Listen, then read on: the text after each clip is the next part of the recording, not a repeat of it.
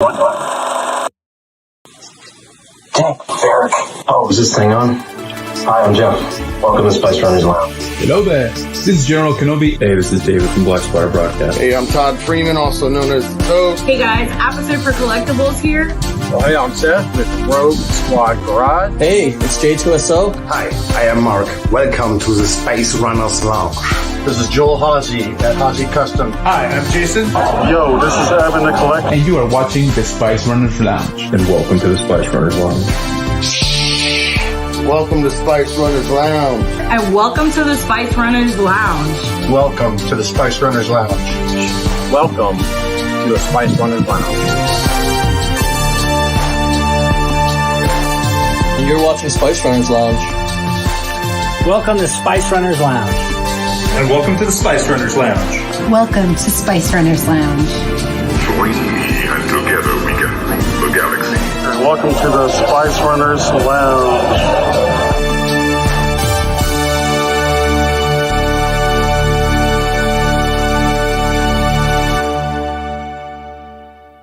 Hell yeah. Welcome to the Spice Runners Lounge, where we all hang out and talk dank ferric. I'm your host, Eben the Collector. Joining us this Friday is Bryan Makes Diorama. Welcome, Bryan. Hey, welcome. Great to have you, man. Yeah. And then also joining us this week is, Scott Berry, one of our other hosts, and Joe Hawsey Customs, special guest host. We got Sean. Mr. Sean thanks for Solo. joining us, Hey, man. Sean. Yeah, you didn't even know you were on. You're like, what? I didn't realize you put me in the stream. My head was, I was doing it. What's up, guys? Welcome, guys. Welcome. Yeah. So let me do our word from our sponsor. It's been a while since I put our sponsor in here, so let's put them in there. Welcome to the Spice Runners Lounge, where you can enjoy a drink and talk dank ferric. Don't forget to like and subscribe. Our droid sponsors. Nice. Yeah, so welcome everybody. Friday night here. Where were we? We're in November, right? God, it's almost the end of the year. I can't believe that we've done this show this long already this year. So Well, we never took our Christmas tree down, so it's perfect. yeah, right. We're ready to go. You're That's how ready. you do it. Yeah. So happy Veterans Day to all military, former military. Absolutely. Yes. Thank you for your service. Thank you for your service, Eben. Oh, thanks. Yes, Yeah, Eben. Thank you. pleasure. Thank you. If I could do it over again, I would. I miss the military. It's being a civilian is different.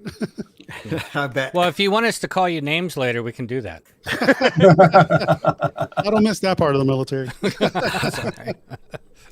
No, but happy Veterans Day, everybody. And Elijah, our buddy, had surgery yesterday, and he's good to go in recovery. Good. So prayers, Elijah.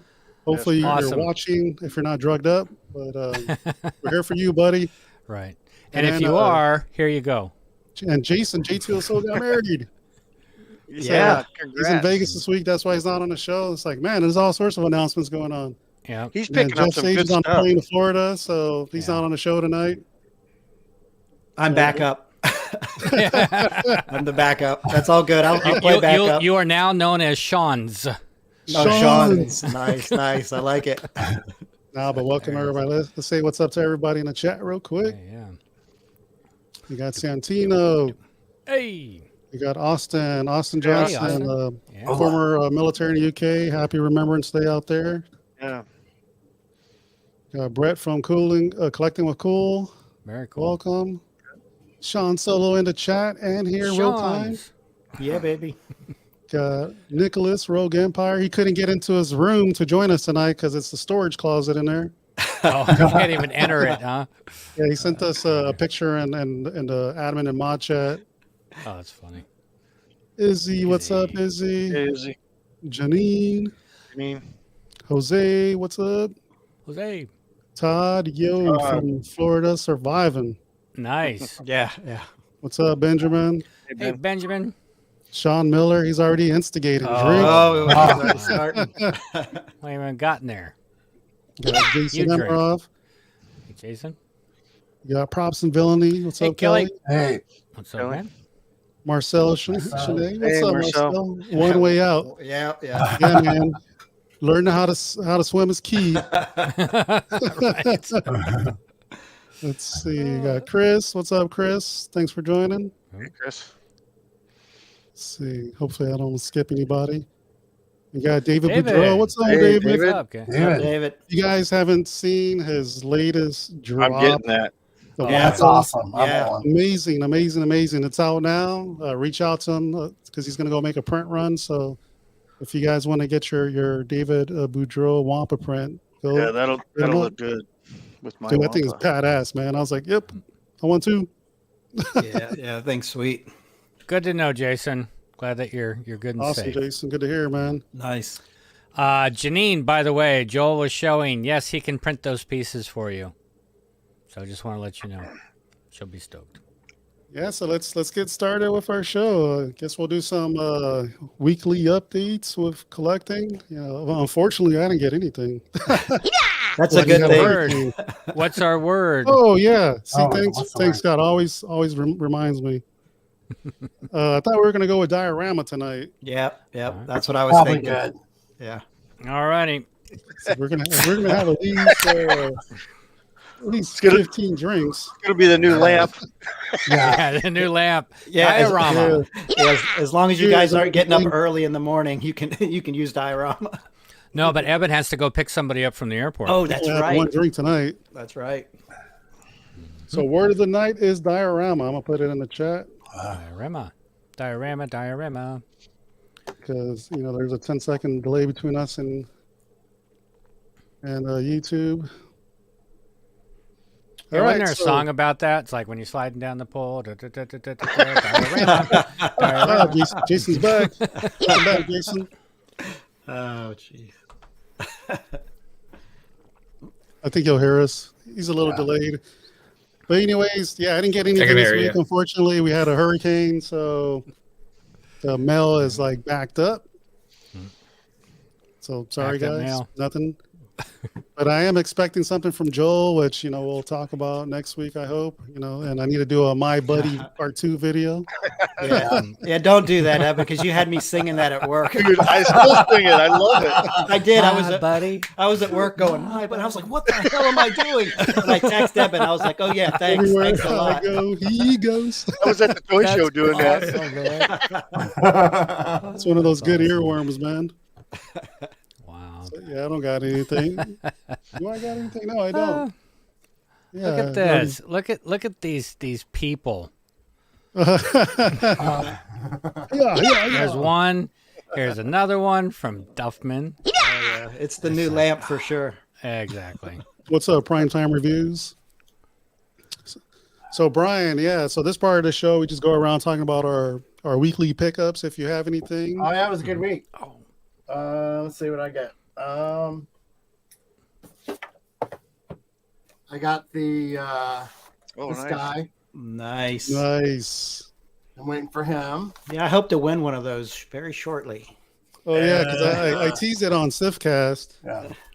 This came in, and Ooh, I'm which gonna one is that? probably do a my first 12 Let me blow scale you up real diorama. quick. There you I don't go. think I've seen that Well, one. that came in. Sorry. Oh yeah. Oh, that's cool, Janine's man. been looking at that one. She's really liking that one. Yeah, so I think I'm going to do you can kind of see this. Well, the other way. You can see the one behind me. That's 6 scale. I might do a 12 scale. I saw this book the other day when you guys were talking about it, and I picked this up. It's Engineering and Empire. I love that book, dude. Kenner and all that in the Star Wars. Cool, man. And, this guy came in. Oh, Regal Nice. Robot. Nice. Regal Very Robot. nice. Need to hang that on the wall. And last but not least, my buddy came in here. Dang it! I should have put that song on the soundboard. Low Gray came in. Oh wow, he Yeah. looks From great. Joel. So pretty excited about that. Wow. Nice. Love That that, is man. impressive. Yeah, that Joel guy's all right. I need to make my I need to make a my buddy video. I think. Mhm. Yeah, it looks good. That is awesome. Thing's amazing, man. Look at these guys. So that's it for me this week. Hell yeah, man! You got a lot of good pickups. Yep. Yes. That engineering on Engineering on Empire. Dude, that's a great book, man. Yeah. I started reading it. And I was like, oh, damn. Like, I didn't want to put it down. Oh, the other thing I got, I didn't show it, was I got the Mad Dogs and Monsters book. Oh, you got that? Oh, nice. Yeah, it's pretty cool. Yeah, I watched that the documentary, and I was like, oh, I'm going to pick up that book. So Yeah. Check this out, Brian. It's a good one. Props and villainy. Kelly, Brian's the reason why I tore down my blast doors and redid them to look like the diorama Mandalorian doors that he made. Thanks, Brian. Yeah, anytime, yeah, he and I talked about that. That's pretty cool. You got a laugh track there, Evan? Whoops. Did I push that? Yeah. Yes, you must have. I don't Let have me, one. Did I do that? Are we on the Merv Griffin show? What's going on? Right? No, I put something on top of my soundboard. I didn't think it was that heavy. And triggered it. Yeah. That's okay. I got a cat that likes to run across here and reprogram everything. So Nice. yeah. Yeah, I think I heard diorama in there a few times. Yeah. So even Yeah, if you I don't see have it a all drink, just over. grab water or whatever. What was the previously on Spice Runners? They're like between Marcel and Sean, you know, that they're gonna kill us. Yes. They were out for the kill for sure. Yeah, there you The go again. instigrators. they're yeah. definitely, their goal is alcohol poisoning. There's another one right there. Just waiting for that one show where somebody goes, you know, I mean, we had too bad Frankie's camera wasn't on when we could have watched him go down the hallway, but yeah, it's gonna happen. It's gonna happen again. I hope it's not me. Well, it's I like, got a I lot mean, of shit. look at this. funny. Look at this. Joel's like in the spaceship. Oh, yeah. Yeah, I'm the co-pilot. That's awesome. I love how Wampa's riding Yoda. Oh yeah. He's like, hang on, funny. big boy. Joel always has the coolest background. Hell yeah. Surroundings for sure. What you got, Cool. Scott? Anything new this week? You know what? It's like I was thinking before the show, and I'm like, no, I didn't think I got anything new. And you know, right before earlier, my wife, she's like, Janine's like, hey, I got a present for you. It's on your chair. So I go up to my chair, and she got me Black Series Snow Trooper. Nice. So that was cool. I want to weather him up. up a little bit, but he looks pretty damn good. You know. Oh damn, we got Salacious Rum in the chat. What's up, Salacious? Hey, Salacious. And then I had shown this. This is what she had gotten because she was looking for somebody to 3D print the chairs and the table because these are cardboard that are in there. And Joel's already got that figured out, which is awesome. Joel, you were amazing, dude. And then she got me for Christmas because she saw it on Macari. She got me the Obi-Wan. Oh, Oh, nice. dope. Oh, wow. The Jedi. I mean, yeah. dude, it actually, dude, it's great. It's a good I mean, line. Hello, I'm hitting keys. Sorry about that. But what's really cool is that like it's got the training remote in there. You can see it, Nice. which I thought was cool. But I mean, the head sculpt, even in that, I mean, it's good. It's a good head sculpt. I'm very, very happy with this and very stoked that she Nice. surprised me with it. So those are my big pickups for the week. Other than that, we have other things on order that we're just waiting for. So when those come in, we'll show you. That's it. Sweet, man. Yeah, very cool stuff. Yeah, Dubak's having technical difficulties, so he's probably not going to join. That sucks. Oh man. Yeah, he was a good. We did a test with clapping, everybody clapping, and we all clapped, and then Jason would be like, it's like, oh my gosh, he's like 10 seconds behind. Yeah. Yeah, So, he's having some lag right there. and that's frustrating because I've been on that end before. That's happened to me before, where I've been way behind, and excuse me, you're like, hey, nobody's listening to you, and you can't figure out why, and it's because you're so far behind. You know, it's frustrating. Check out Jason Nemiroff's comment. Which I one? have to be in by the restroom when I watch this. That's awesome. Jason, just get a colostomy bag. You'll be good. That's funny, man. When you're sliding down the pole, and yeah, That's hilarious. Well, so Diorama. we'll go with you, Sean, next, since it's not fair to go after Joe. All right. The one thing I got in, it wasn't this week. It was late last week, and it was this print. I don't know if. yeah. Just too turn the bright. phone a little bit. It's getting there. Which way? Oh, There we yeah, go. cool. That's it. Oh, dude, that's beautiful. Yeah, so I got that print off Bottleneck. It actually came in last week, and I forgot to mention it on Sithcast during our pickups. I completely forgot because as soon as I got it, I put it in the portfolio, and then I forgot about it. So I was like, "Oh yeah, I did get that." Dude, and then, let's talk about your background for a little bit. I know, right? That's kind of a new pickup. Beautiful. Oh, it's a new build. The wall, yeah. The wall. Yeah, but I sent you pictures today. So this was actually it's my window, and this is a window covering that I made. So I got sick and tired of those blackout curtains, and they just look really sloppy. Mm-hmm. And then a friend of mine was like, "Man, you can just go ahead and like build this box." And then I was like, "Oh no, ding, light bulb goes off." It's like Death Star wall, Death Star, So that's actually really cool. Yeah. Awesome. So that's just made out of plyboard, And then I had the routed out imperial cog. Mm-hmm. And then I had a friend of mine just route out that little vent area. It's just a piece of wood with the routed out. And I just kind of put some L brackets at the top and just hung it. So I'm very happy with it. And I've actually got commissioned a droid terminal to go on the top. I don't know if you can, like right up in that little, where that square. Yeah. Mm-hmm. So I've got a droid terminal by Martin at Dune Sea Outpost is doing it for me.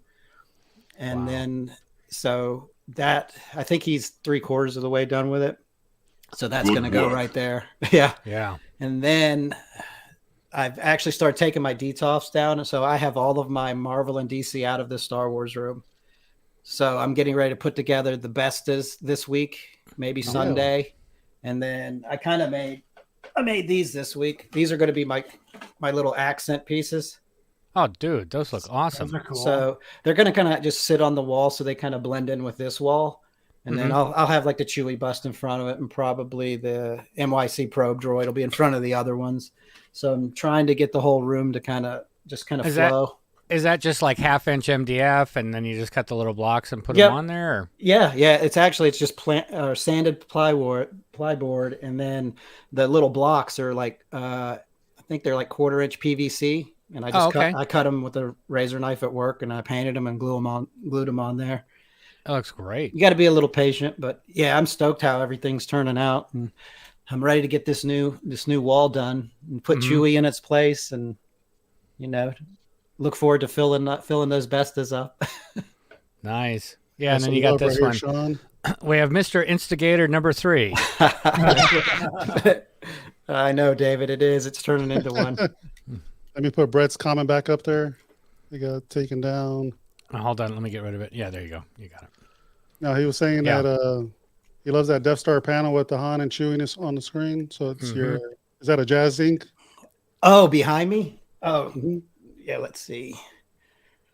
Yeah, that's the Jazz Ink wall. Sorry if it's all crooked. I absolutely love that setup because you've got all the figures we would want. You would think I drink. Look at this. I'm making everyone in the chat sick as hell.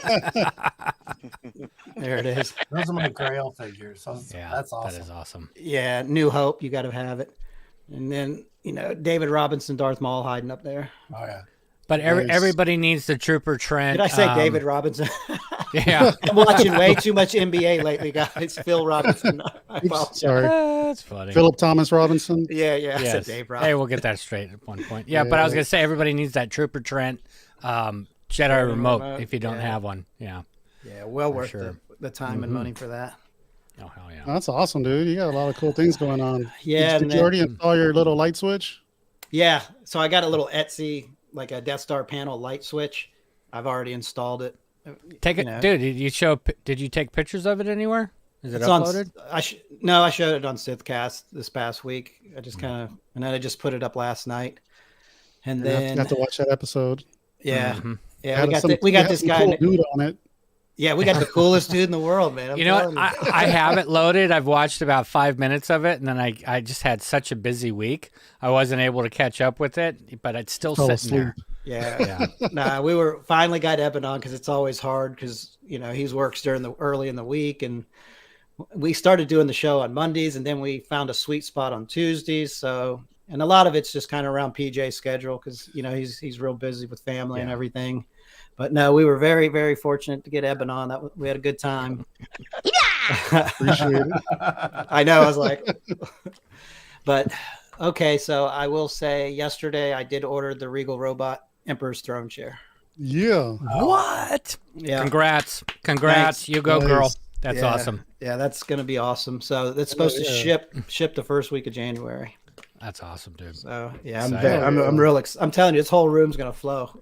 And this is a stationary one, right? You got it just because. Yep. Perfect. Because the one that Eben has, I think they called the executive, and then they just called this one an armchair. I guess because it doesn't have casters. Yours is like 2 inches wider, I think. Yeah. And it doesn't have the wheels, of course. Yeah, and like $300 more. It's like, yeah. Yeah. But that's the same one I think Gabe has, is the non-wheeled chair. Gabe was the official, he's got number one. Yeah, he was the one that commissioned that. And then once they did that, Regal Robots started selling them. Mm-hmm. Wow, I didn't know that. Yeah. That's cool. Because I reached out to Gabe first and was like, how comfortable is it? Like, what's the size of it? And he says it comes in giant crates. Yeah, man, it's in a big ass pallet. Dude, shipping was crazy. I was like, ugh. Yeah, it's like the chair, you're like going, oh, can I do it? And then shipping's like half the price, right? Yeah, it was expensive. Yeah. And it's I think it's the manufacturer's in Tennessee, and it's got to come to South Carolina. Dude, you might as well drive to Tennessee and just go pick it up. It's not that far. Yeah, Regal Robot commissions it. Yeah. Yeah, so, but I'm excited about that. Like I said, I've got time to wait on it. But nice, Sean. Nice. Hello. That's funny. See, Sean's got to stick together. That's funny. How you doing, Jason? Yeah, Mr. Duback. Here you go. Yep, perfect. He's good. Here you go. Did you reboot your computer? Okay, you should be caught up by then. Nice. Switch laptops. There you go. There you go. Yeah, it's a lot better now, man. Okay, so let's do it. Do it. Count it off, Evan. 3, 2, 1. Yeah. That's better. We'll take it. Yeah. Way better. We'll take it. Ole. Ole. That's awesome.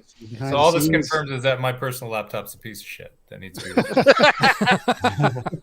What? Well, yeah. We're still going through the weekly pickups, man. Did you pick anything up this week? I didn't, but I haven't been on 2 weeks, and I can't show it, but haven't been here since I got the K2SO 1-to-1 bus from Corvan. Yeah. Hell yeah. Thing's dope. Yeah, which is awesome. Love that. And then Joel's last two creature trophy wall pieces, which was I'll show those off.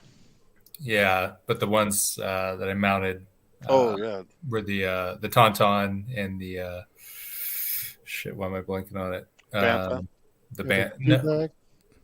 No. Oh yeah, the Dewback. Dewback and the Tauntaun were the last set that came through, and then now you got the Nexu and the Acklay coming. But I know I said we should probably stop here because my wallet's hurting a little. But you want a Rancor? You want a Rancor? The instigator. I'll get you a Rancor. Yeah, man. I think after the first year, if you're open to it, I want to keep this project going. I got a Rancor printed for you. Okay. And what's the creature that Yoda rides that you were talking about the other week? Well, I handmade that. I don't know if I could do another one of those, but no. Yeah, we know he rode Yaddle. He rides Yaddle. That's how they make Grogu. Force choke. What the hell is that thing called? A Kaibuck. Hey, Sean. Yeah. Sean's like, haha, 2 Seans don't make a right, but 3 lefts do. 3 lefts make a right, just so you know. That's true. Yeah, we'll talk. I think I could do like a Mudhorn and some of the other things though too. Yeah, I would still love to do that Reek. So it kind of rounds out the arena monsters, but I know you gotta said find one of those. There's no files out there for it, right? Well, not that I've found, but I mean, I'm sure there is. Yeah, I thought about the Rancor too, but yeah, we'll see, man, because there's still a lot more space above where the Dewback is, and I was either going to put an art print there, but that'd be so badass just to fill it in with creature heads. I know, I want to do that too. That is so cool. Yeah, it's a lot of fun. Well, it's like even Janine's stuff. She loves the droids and she loves the creatures. It's just something that people are drawn to. You like your certain things, your Imperial, your Jedi, whatever it is, Yeah. People are drawn to specific things. Yeah, well, and I think too, really it's cool. Like that's one of the reasons the latest sequels didn't hold up right. We didn't get any memorable creatures out of that. Like I don't. Yeah. I mean, the prequels we did, but these new ones, I can't think of any really. It's downstairs, boss. I can't even name a creature from the sequels now that I think about it. Whatever they rode on in that casino planet, maybe those deer looking. You know, things. that's a really good point. I didn't really think about that. Yeah, there's nothing there, huh? Nothing. The crystal dog. Yeah, I mean, they were kind of cool, but they look more like foxes. That thing was the only thing that was a cool thing on that show. Yeah, that was from what? Rise of Skywalker. No, that was the Last Jedi. Last Jedi. Yeah. But Force Awakens, there were really no creature. Oh no, the Minox, or not the Minox, but Rathars. I guess that was Porgs. I totally forgot about them. Oh yeah, dude. We're getting like 15 good for dinner. Well, you've been doing the My Buddy Ewoks. I was thinking about an Ewok head trophy. Yeah. Oh, nice. That'd be a piece of cake. Make sure it's on a spear or something. Yeah. So it looks cool. It's a good transition to Joe. Let's put Joe on the big screen. Doing now. Yeah, it's been a couple weeks, so I'll try to go fast. I got this. No, take your time. 1,000, 2,000. No, don't do that. The lighting's not the greatest. That thing is badass, dude. Tell us a story about that. Hell yeah. I think it's so awesome. Yeah, man. I mean, you get the size of scale when you see his hand go up there, but Yeah. if not, he looks like he's riding in the back seat. Yeah, do you have an apple you can put next to it? This ain't sideshow. It's like a baby holding an apple. Yeah. And then I got one of Brian's pieces that we collaborated on. Yeah, that's sweet. Amazing. That's That's one a of badass Brian's diorama. dioramas. Yeah, that looks good. But yeah, the details of the little control screen. Damn, it's on both sides. Wow. Oh yeah. You can leave It's that awesome, on like dude. a rotating lazy Susan all day long. Just like- I know. I got to get it. Yeah, I got to get one that rotates. Let's see Awesome. where are we gonna go next? I think I'll switch screens.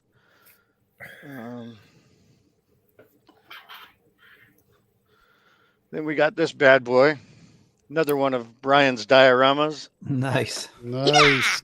Yeah. Sweet. That looks great. Yeah, Only that's having one awesome. drink tonight. I'm already done, almost done. It's over. Yep, Yeah, you better time to slow move it. down. You got to drive. Bad boy lights up. Oh, that's cool. And then I got, well, let's see. I got You got this. the little Loth cat down there, huh? That thing's awesome, dude. Oh yeah. I got this from Eben.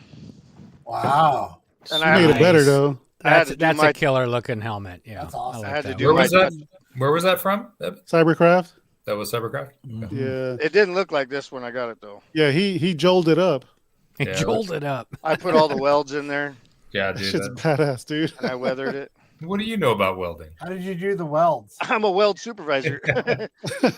That's what we do when we have pinholes and stuff. We fill it with It's like, honey. what's that called? Arc welding. Yeah. You got And then- the taps all perfect and everything. Let's What was see. the Commander Cody you got there? So that was another one from Evan, same people, but I don't think I'm going to mess with that one. That one looks really good. I just Yeah, got it they today. did pretty good on that one. And then Yes. Wow. there's your Nexu. Dude, that was so awesome, That's man. sick, man. That looks great. It's bigger than I thought it was going to be. That's perfect. Hey-o. Yeah, Oh, Yeah. yeah I got used to hearing that too. Jason, unexcited. so it's okay. And then the Acklay. yes. Oh, wow. That's cool, man. Look at that. This is crazy. It's like dude. a giant bug you want to step on. It's like- Mhm. The, Or a the, weird fish. the Yeah. camera really doesn't give it justice. It's got 15 layers of paint on it. Dude, that was- Damn, dude. dude. Even the underside looks awesome. That's great, dude. Thank you so much. Yeah. It's so Can't awesome. wait. It's going to look great. I was worried about these two being a little bit smaller next to Dewback, but I think they're going to fill in perfectly. They're pretty comparable to the Tauntaun and stuff. Yeah, And the Wampa's probably going to be the smallest one. Sick. And then batteries not included. Yeah, that's cool. Jeff's is commissioned me to make some of these. Austin's comment. yeah. Joel's welder. Why did I find him on Grinder? What are you doing on Grinder? Oh, That looks great, Joel. Yeah. That's awesome. Yeah, that's this thing. cool, man. Yeah, this one's pretty cool. I've got the 3 children. I'm working on the second one right now. Oh, wow. yeah, Yeah. Okay. He almost Yeah, looks like he wants to be a Darth Vader or something, right? Yeah. Yeah, the details are just so cool. Yeah, the helmet looks like the Samurai Vader I have from Bandai. That's sick. See, that Well- might be it. Jason had a comment. earlier about rest in peace, Kevin Conroy. Yeah, so if you guys follow Batman, what the hell? Him and Gallagher in the same day. Yeah, man, right? it's sad news. Rest in peace, Kevin Conroy. I mean, you just talk about somebody who was the definitive animated voice of Batman. It's just, can't escape that voice. It's just incredible. You got anything else, Joe? I think that's it. Just this Cody helmet that I got today, and then I'm working on another size noodles for Luke. There you go. That Star Wars bloke. Show it. Show the size noodle. Show it real quick. He's naked. We have to put a black mark on the screen. Yep. Nice. There's no butt. There's no fancy butt. I'm just barely starting to paint. Look at the size of that noodle. That's cool, dude. Awesome. I love seeing that room. Well, it's like I look forward to Fridays anyways, just for hanging out. But then when you start seeing stuff like like Joel's show, and you're like, my gosh, this is awesome. It's totally worth it. I'm good. I can go now. So, yeah, it's not. Thank you. We'll see you later. Bye bye. It's not like Joel. What was your pickup? It's not like Joel. What was your pickup? It's like Joel. What did you make this week? Like, show us, right? Show us. That's pretty well it too. No, I wiped out Nilda on her claim sale. So you did? That stuff. Yeah. That's awesome of you, man. Wow. She put up some stuff like there was an Old Republic 3 3/4 inch figure and a Cad Bane exclusive, and I just bid on it. I just said claim. I didn't even care what the price was going to be.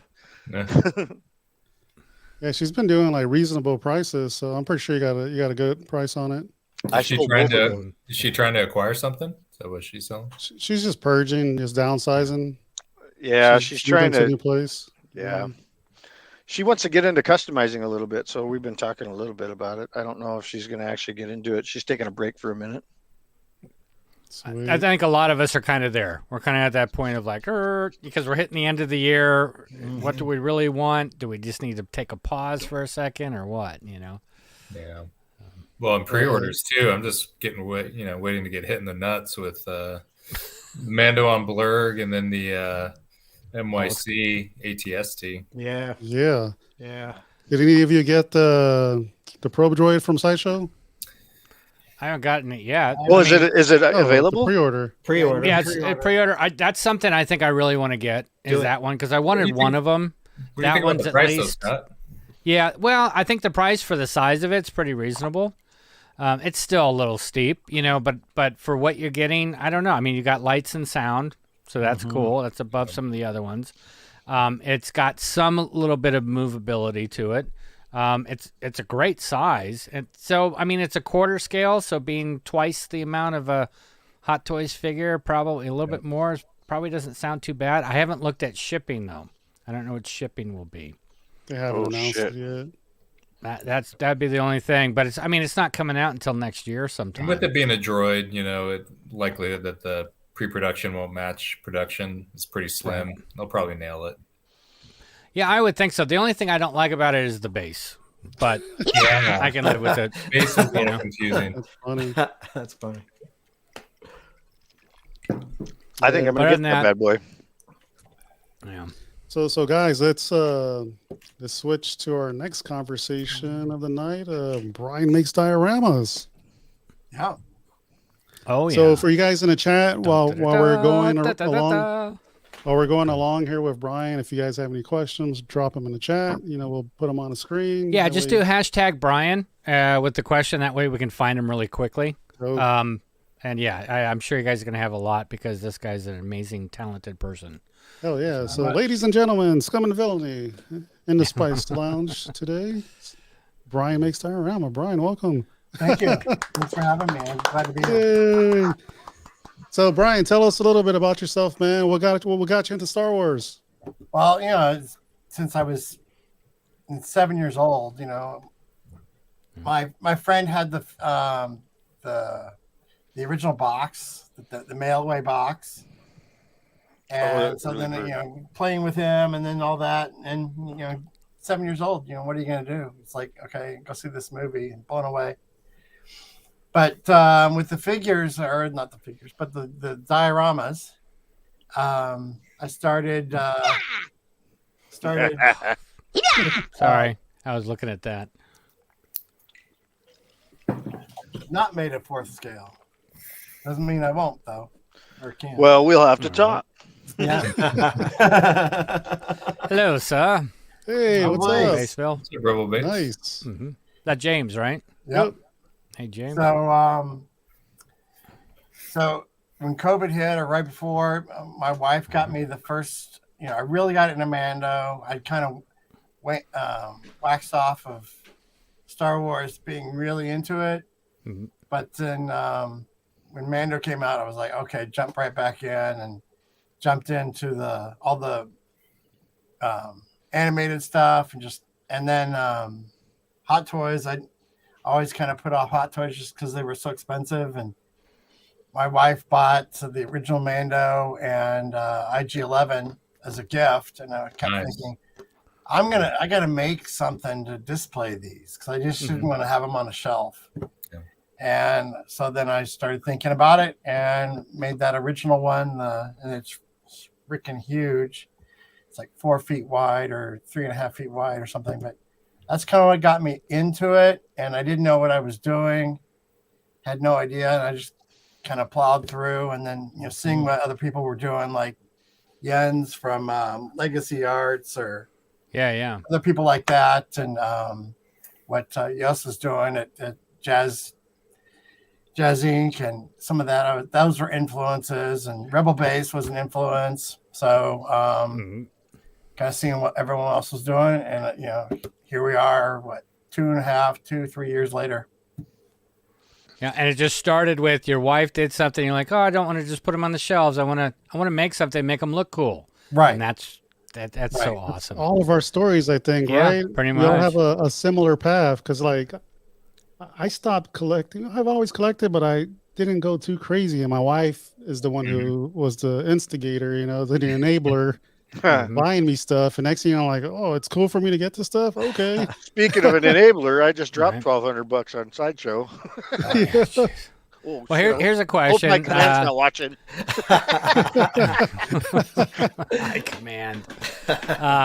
Question is, Brian, do you mostly use stock action figures or customs? Most of what I've done has been the Sideshow Star Wars. And then I'll order one, and then I'm like, okay, I got to make the diorama when it comes, and there we go. We're gonna be a long night, long or short, depending on how you're feeling. Yeah. And then so I'll think about how I want to display it, what scene, that kind of thing. Mm-hmm. Though I do have one of my dioramas. Oh shit!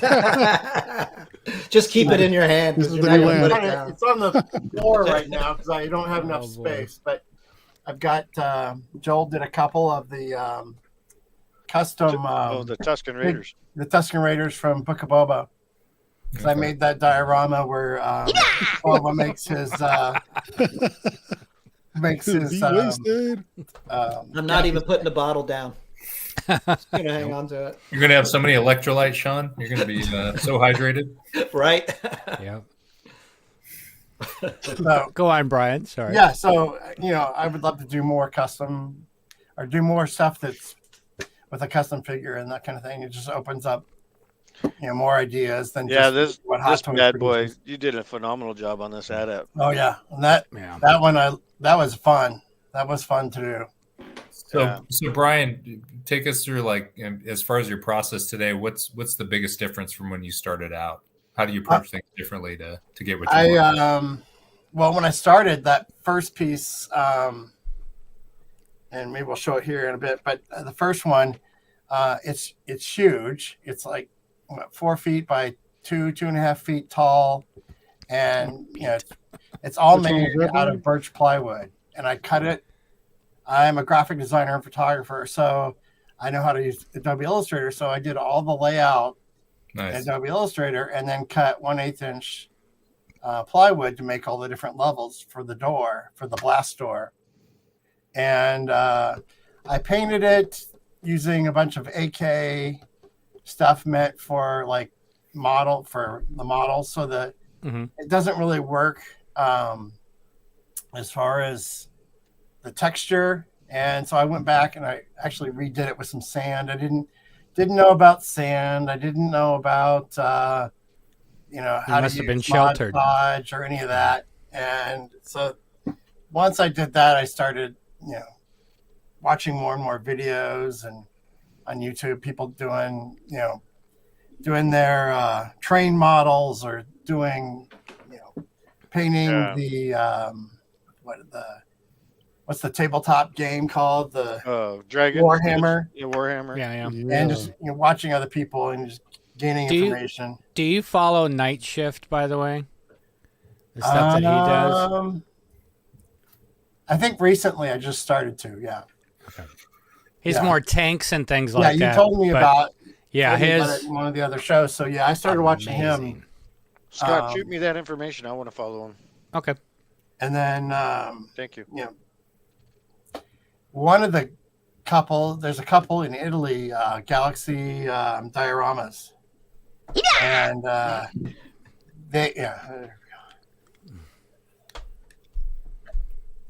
they were doing some incredible stuff with their textures and that kind of thing. And I was like, how are they doing that? What are they using? And so found out there was this company they were using. It's plaster. It's out of Italy.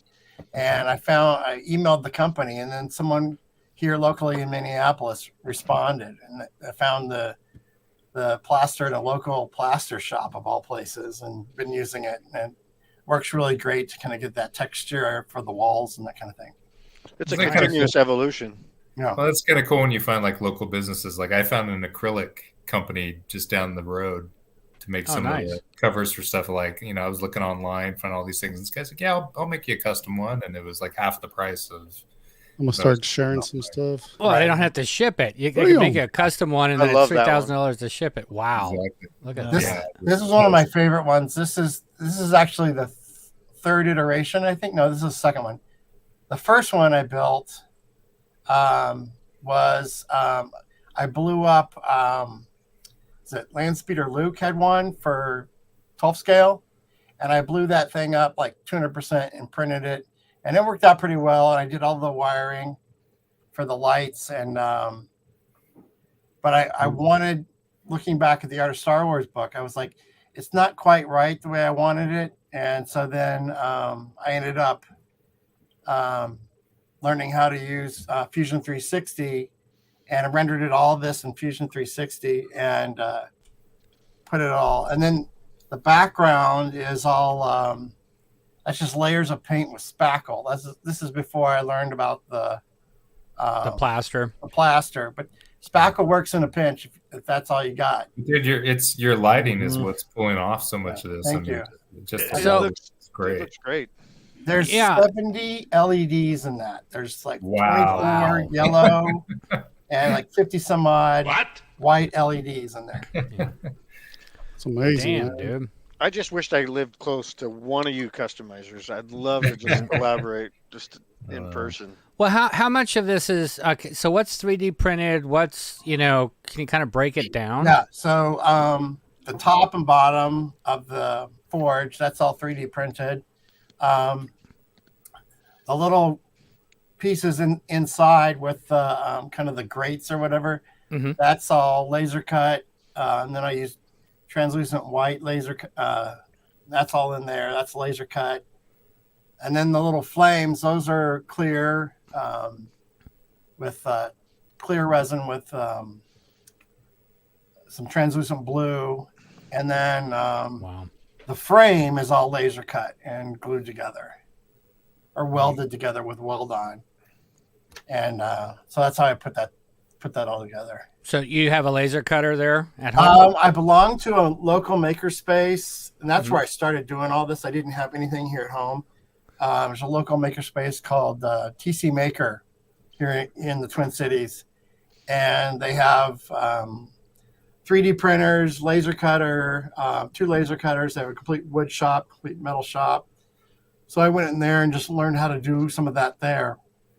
And I still go use the laser cutter and some of the larger 3D printers they have there. That is awesome that you can do that. And then heck yeah. Yeah, you have that availability. Our nice comment. Yeah.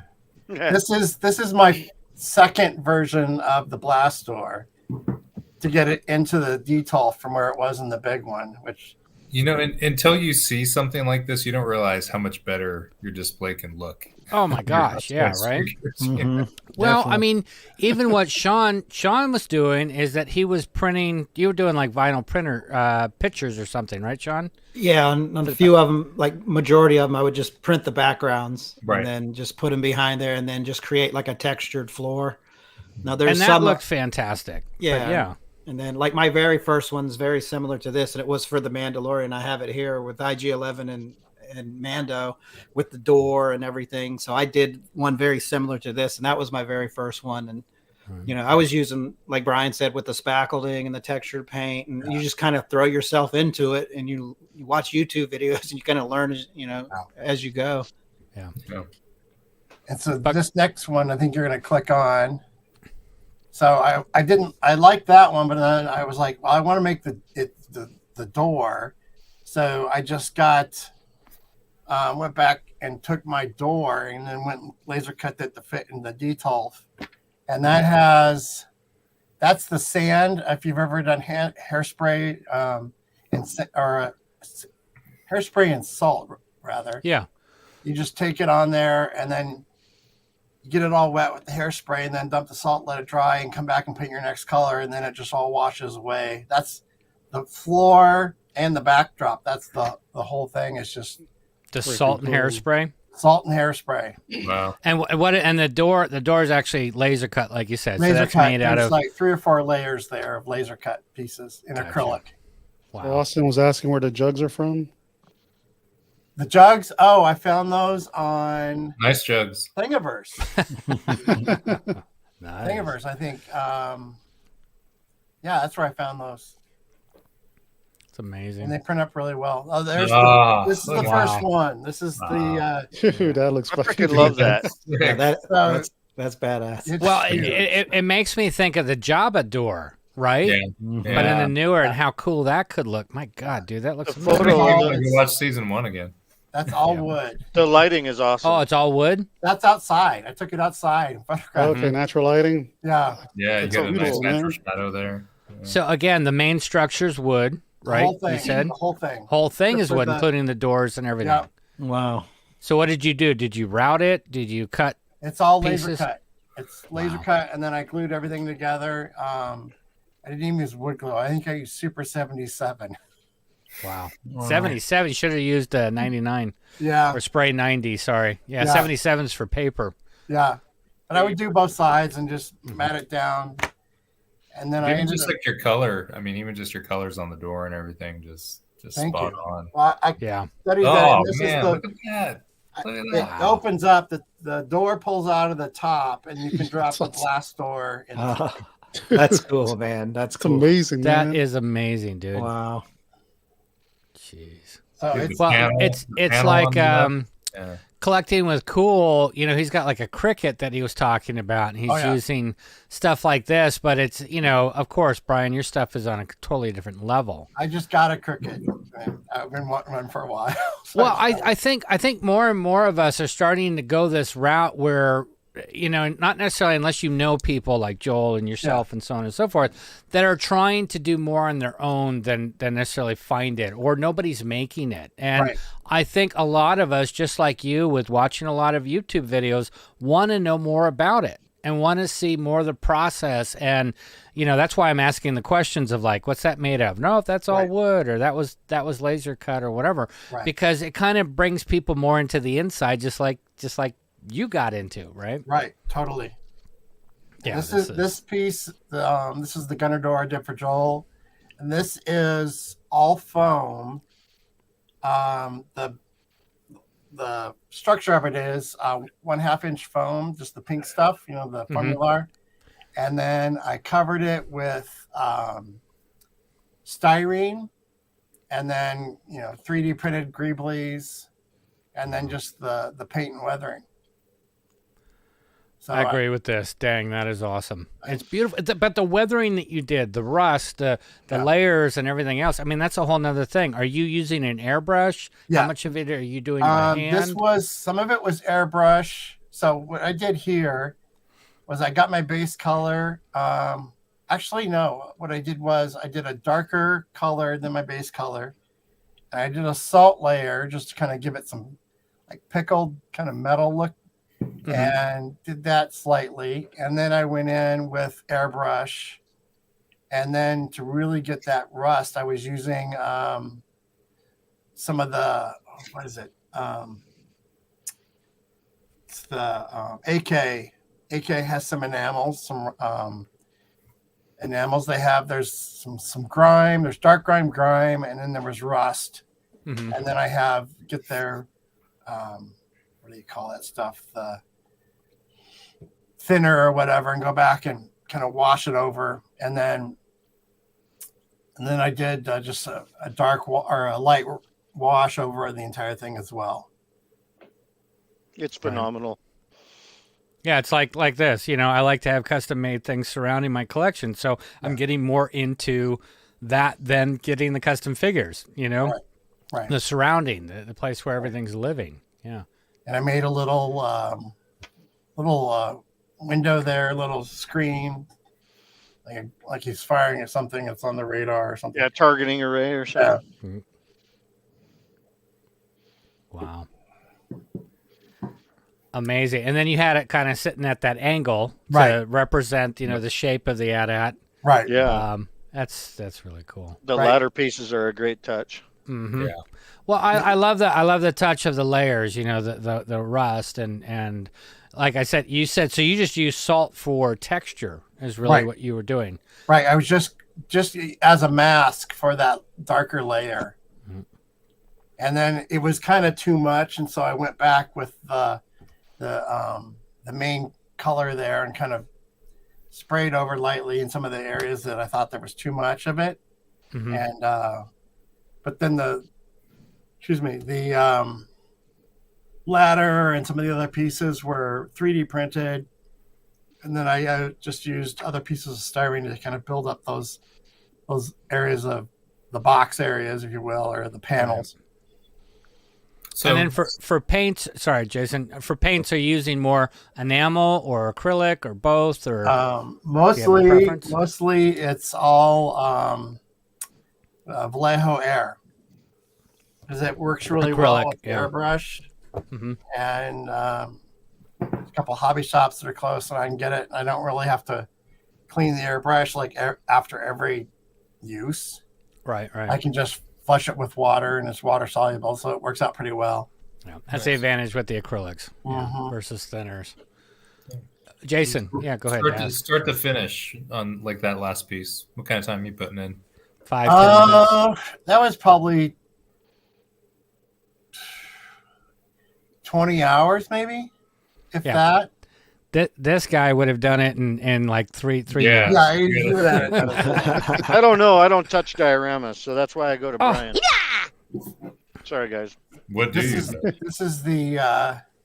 So I was at Celebration and saw the trailer, and I was like, "Holy crap! Here we go!" Yeah. And I saw this scene, and I was like, "I have to build that." And so it was like trying to find the picture to render the throne, if you will, was really hard, but I just kind of took a whack at it and really kind of wanted to get that kind of cement looking texture over the entire thing. So again, that's the texture with some of those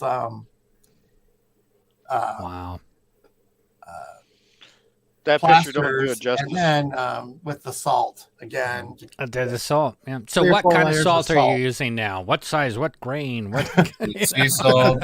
Kosher. It's got to be a big grain because it's really grainy. Yeah. It's just like your regular over the Morton's. And the same thing. You still using the hairspray with this? Hairspray, salt. Okay. Let it sit. Paint.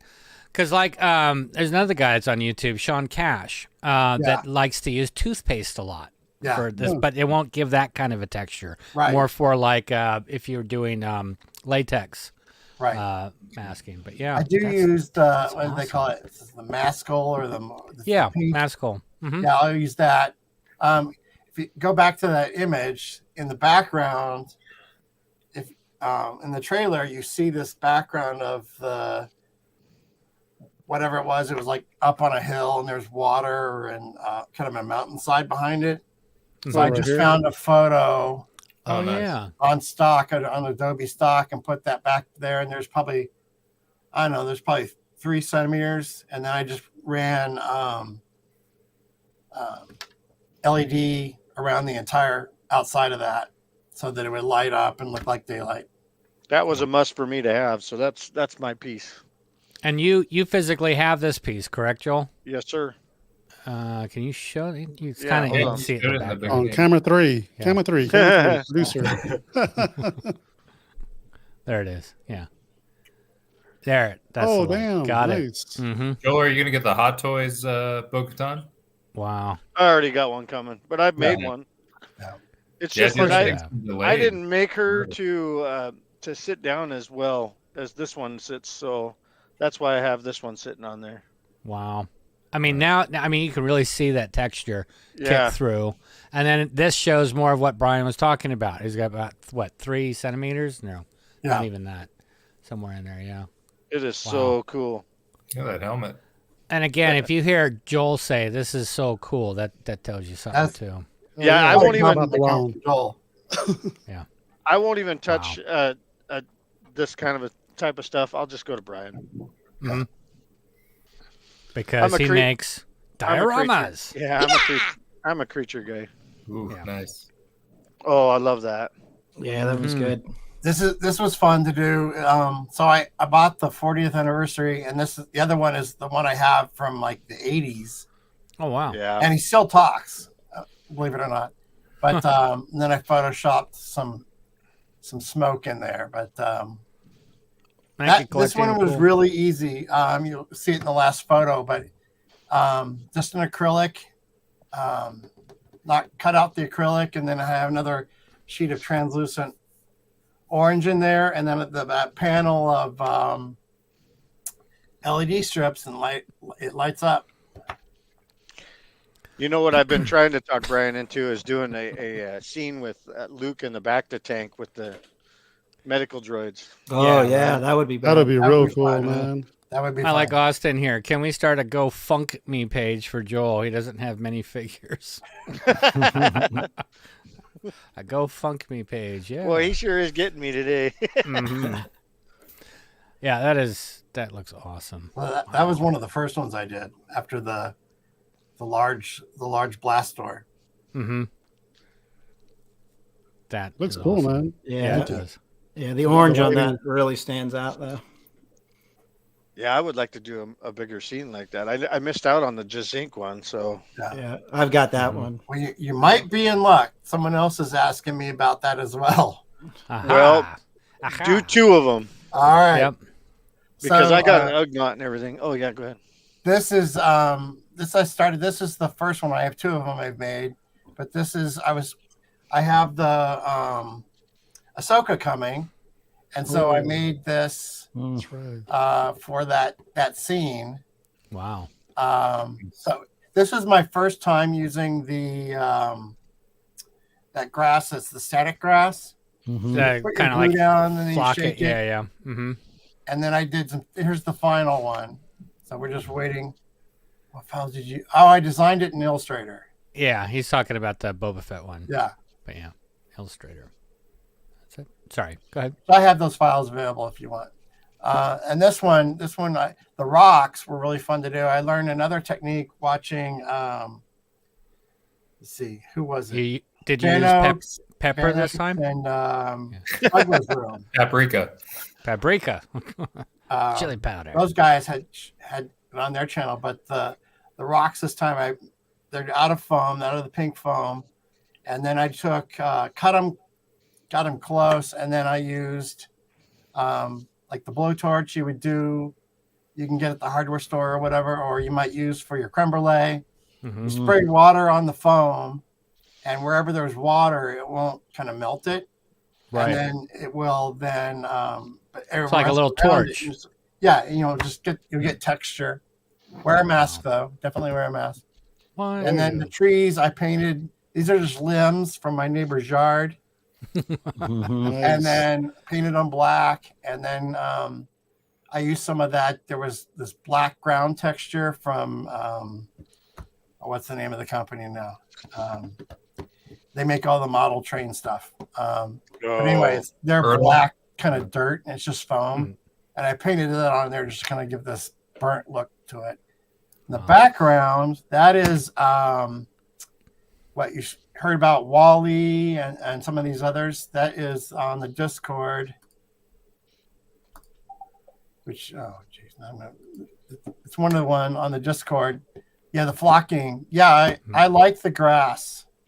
I'm not sure what length I bought. But I got it from Armory Painter, I think is the website. And I got their like burnt grass, and there was another color, and I kind of mixed the two. Nice. But the background, that is just AI where you type in words. And it gives you all these textures. I was going to say, did your neighbor confront you after like checking his Ring camera? Yeah. I know. They knew I was doing it because I told them what I was doing. Also, you use that AI that does art for this? Yeah. Oh, I love that thing. Yeah, his wife's like, that strange neighbor's in our yard again. For painting stuff like that, how does that hold up? Because, anytime I do foam, I cover it with Mod Podge first, and that kind of just. I use Elmer's glue. Yeah, that'll work too. Sometimes. Well, the branches, painting the branches because they're live. The branches were dying. That was. How does it hold up? I guess is. Pretty good. Pretty good. Okay. Yeah, I've got it. Where is it? Right here. Oh yeah. You can kind of see it. That's so cool. Nice. That's very awesome. nice. Now, Brian, what do you use for the base? Is that like 1-inch insulation foam? This is just foam. Okay. Yep. I like to use acrylic on a lot of things, but I was like, this will work just for the foam, and then the grass. Yeah. Probably easier too to stick that stuff into it than acrylic. Yeah. Yeah. So then I had a base layer, and then I had another layer that I would just sand and shape to kind of get that hill, and then I glued the other pieces of rock on there, and yeah, it looks awesome. Really? Hell yeah, man! That thing. Joel uses Elmer's because he likes Elmer Fudd. That's it. Let's switch over to. This was my first commission. Hey, look! It's Sean's back wall. Right? Is there a window really there, and this is covering it? Right.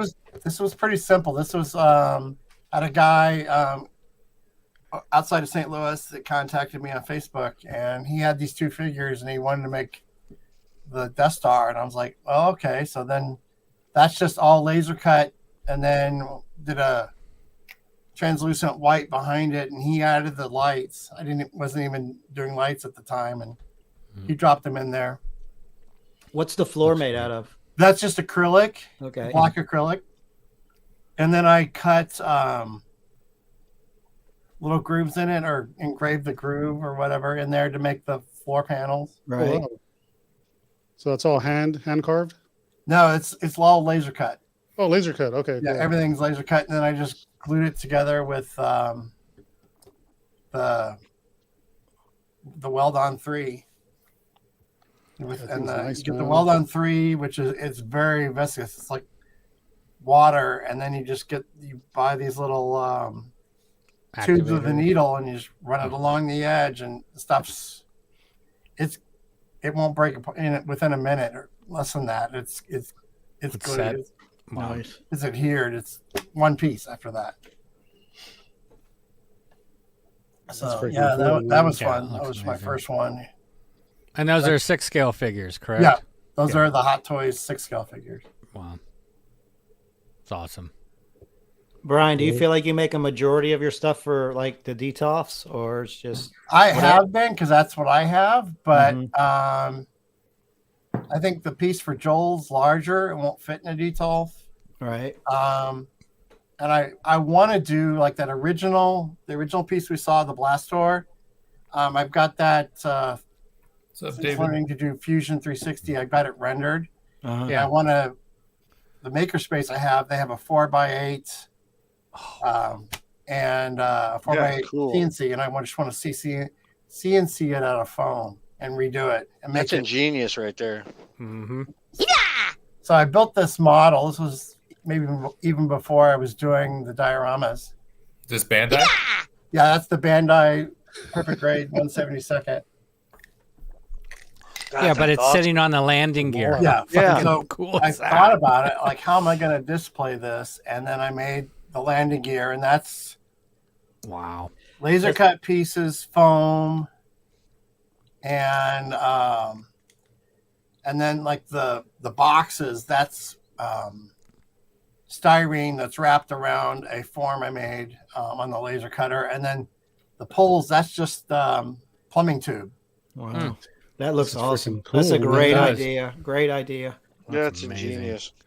You know what, Sean Solo? That would be an amazing pedestal base for Chewie.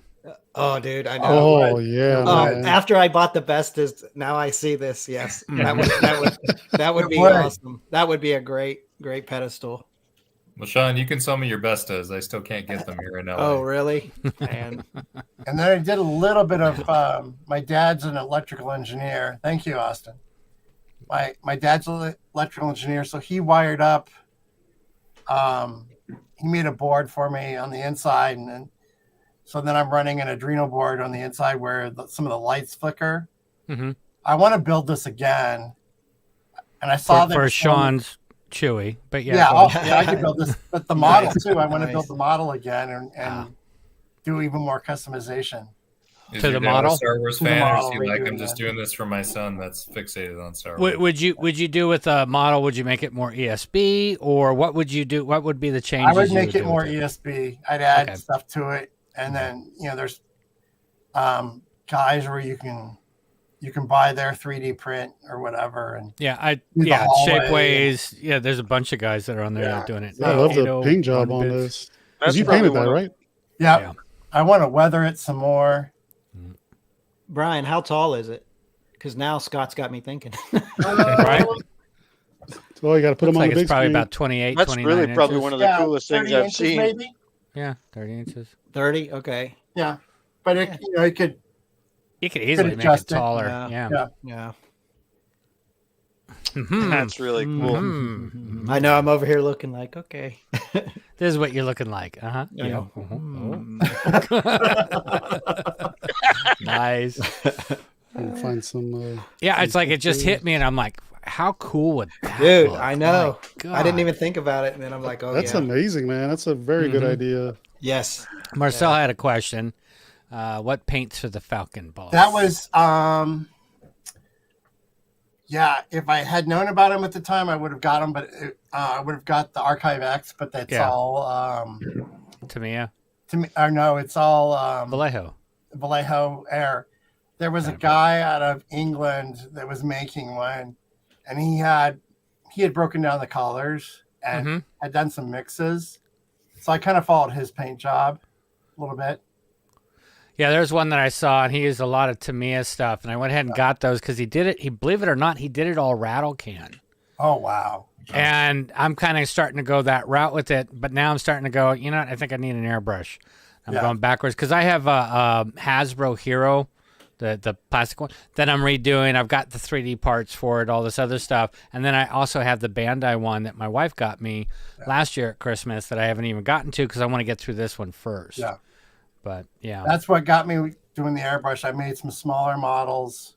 Like I did the X-Wing and another one before I did the Falcon. But that's what got me using the airbrush.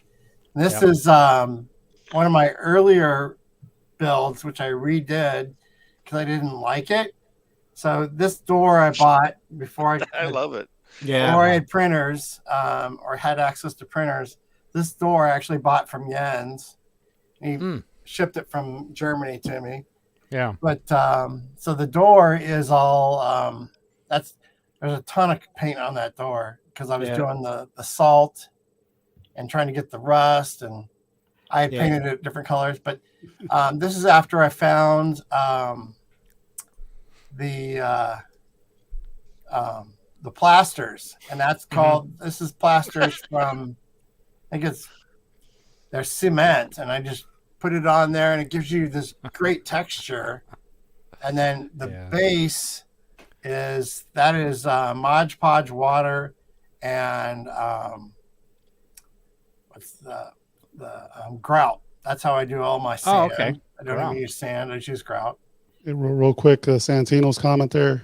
Normal people go to a bar to get smashed. Us nerds come together online and wait for someone to say diorama. And then there's one right underneath it with Austin, diorama. It's not Sean. I'm amazed it's not Sean Miller. He's usually killed us by this. I know. Yeah, I think he's having mercy on us tonight. So Brian, do you paint these outside to like get the color right? Because no, I've got a big lamp, big LED lamp that I do most of the stuff with.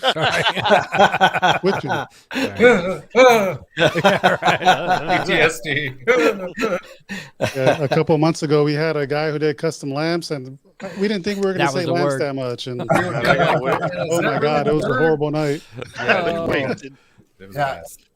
So this one, I wanted to update it and have fun and see if I could do some other things. I thought, well, I'll just take it and mess with it. And so I made some Greeblies. Those are Red Flare from Red Flare on Instagram. And he sold me his files. I think most of the time he just likes to sell finished resin pieces, but he sold me those. I printed them, and then those are from Black Spire Outpost, and then the wire. That's just I saw someone else doing it. It's the stuff you make the necklaces from. You can get it at Michael's. Yeah. Oh, cool. It looks in scale and it looks perfect. Yeah. So how did you paint Bryan Makes Dioramas on this? That's Photoshop. I know. Pencil. I did do one. I did do one paint where or whatever it is. I just did the texture, and then I took that's why I wanted the cricket, so that I could mask it off and then paint it like it's on the wall. So I gotta say, for Brian's shipping and everything, his packing is a custom in itself. He packs everything and builds the foam around it. He does an astounding job. Thank you. Nice. So Brian's a good packer. Yeah. That was Joel. Joel's Joel's amazing. Joel's a Nothing like fantastic Brian's. shipper. He's a fantastic shipper because you're trying to decide if you want to order from him, and they're already delivering it at the front door. Exactly. So he's already packing it up when you're talking to him. I'll get this out in an hour. You're like, okay. And he's beating himself up too if it's not there like in 2 days. I'm like, dude, you just. I know. Like Eben doesn't have Wicket yet. You gotta blame the hurricane for that one. Damn it, Miller. This is my take on that front window from the Moff Gideon's ship in the command deck. Yeah. This is the first one I made, and it's all lit from behind. So I cut the screen on the Starscape. I cut that on the laser cutter, as well as all the other pieces. So is that light coming in through the window like the stars? Yeah. You just poked holes or more or less? It's all laser cut. I just did it. I found there was some website that made Starscapes. Mm-hmm. And I was able to find that, and then I made it vector and was able to cut it. And I sold this one because I saw the Bo-Katan, I saw the preview for Mando 3, season 3, and so I sold this one to make the one that Joel now has, the throne. Yeah. And now I've gone back and I just redid it again. I got it. So I just made it again. Oh wow, nice. But I made it without lights. Okay, that looks good.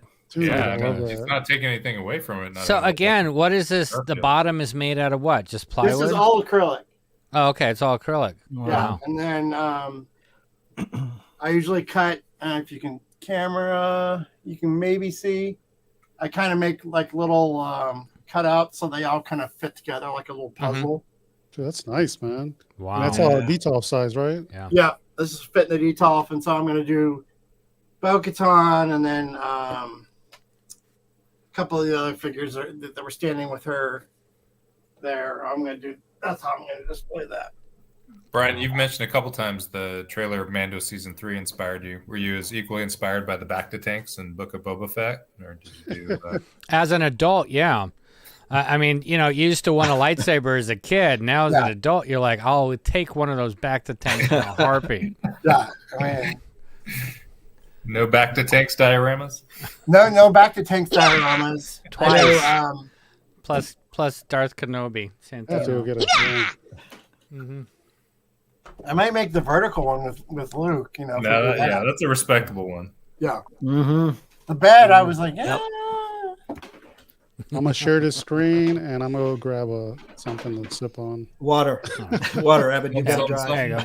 Yes, I'm gonna drink a soda. I'll be back. There you go. $8. $8. That's an inside joke from our show. Oh, got it. $8. The Galactic Cruiser. Yeah. We were talking about how expensive the drinks were on that Galactic Cruiser. I was like, well, good thing I don't drink. I was like, yeah, but the soda is going to be $8 a soda. Oh, easily. Yeah. I mean, it's the same as like back in the early 90s strip clubs, right? The ones like down here in San Diego. I know this is totally off subject, but it's coming. Oh, you had me at strip club. Never mind. Right. So there's a couple in San Diego that will go totally nude. And if they go totally nude, that means no alcohol can be served. Yeah. Right. So you walked in, there was a buddy that talked me into going, and it was like, okay, we walk in, and within 2 seconds, you've already got some girl on you, sitting with you, and a waitress going, would you like to buy Kat a Coke? And she's like, yeah, I'll take a butter. And that's $17 or $20 for a little freaking Coke. And you're like, oh, okay. Like the greasy bars in Korea. Yeah. It's like, so yeah, no. You don't even get a side of kimchi like I've been. Yeah. So are we looking at Navarro? What is this? This is flashback. Jaren's homeworld when he was a child. They put him in that. Yep. So that's when the Death Watch or whatever he was doing. Yeah. Death Watch showed up. Because I had the Death Watch Trooper. I'm like, how am I going to display Death Watch Trooper? Well, dude, I love that design of the Death Watch Trooper. This is all foam and then styrene. The little door storage thing there is made out of styrene. The cellar. That's what it is. Yeah. And then again, it's the salt texture to get it on the wall. I think there might have been some spackle. Nice.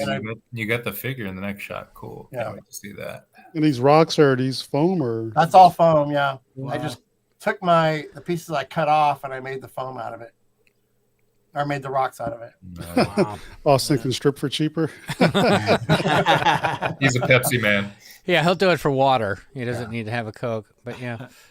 Wow. Well, it's like, didn't that Death Trooper just go on sale for like $176 or something? Yes. Yeah. Damn, for real? Yeah, I was tempted. Dude, it has not sold out. Even the Gentle Giant mini bust, I've been waiting to pull the trigger on. No, I don't. No. But I guess we're getting there, right? Yeah, in the movie. Yeah. Yeah.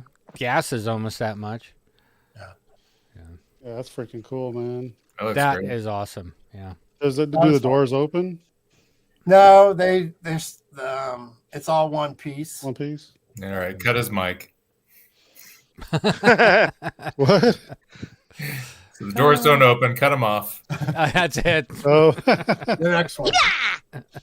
No, these are cool, man. Yeah, that looks awesome. Let me bring up some other ones. And this just started for you, Brian, 2.5 years ago, 3 years ago. Yeah.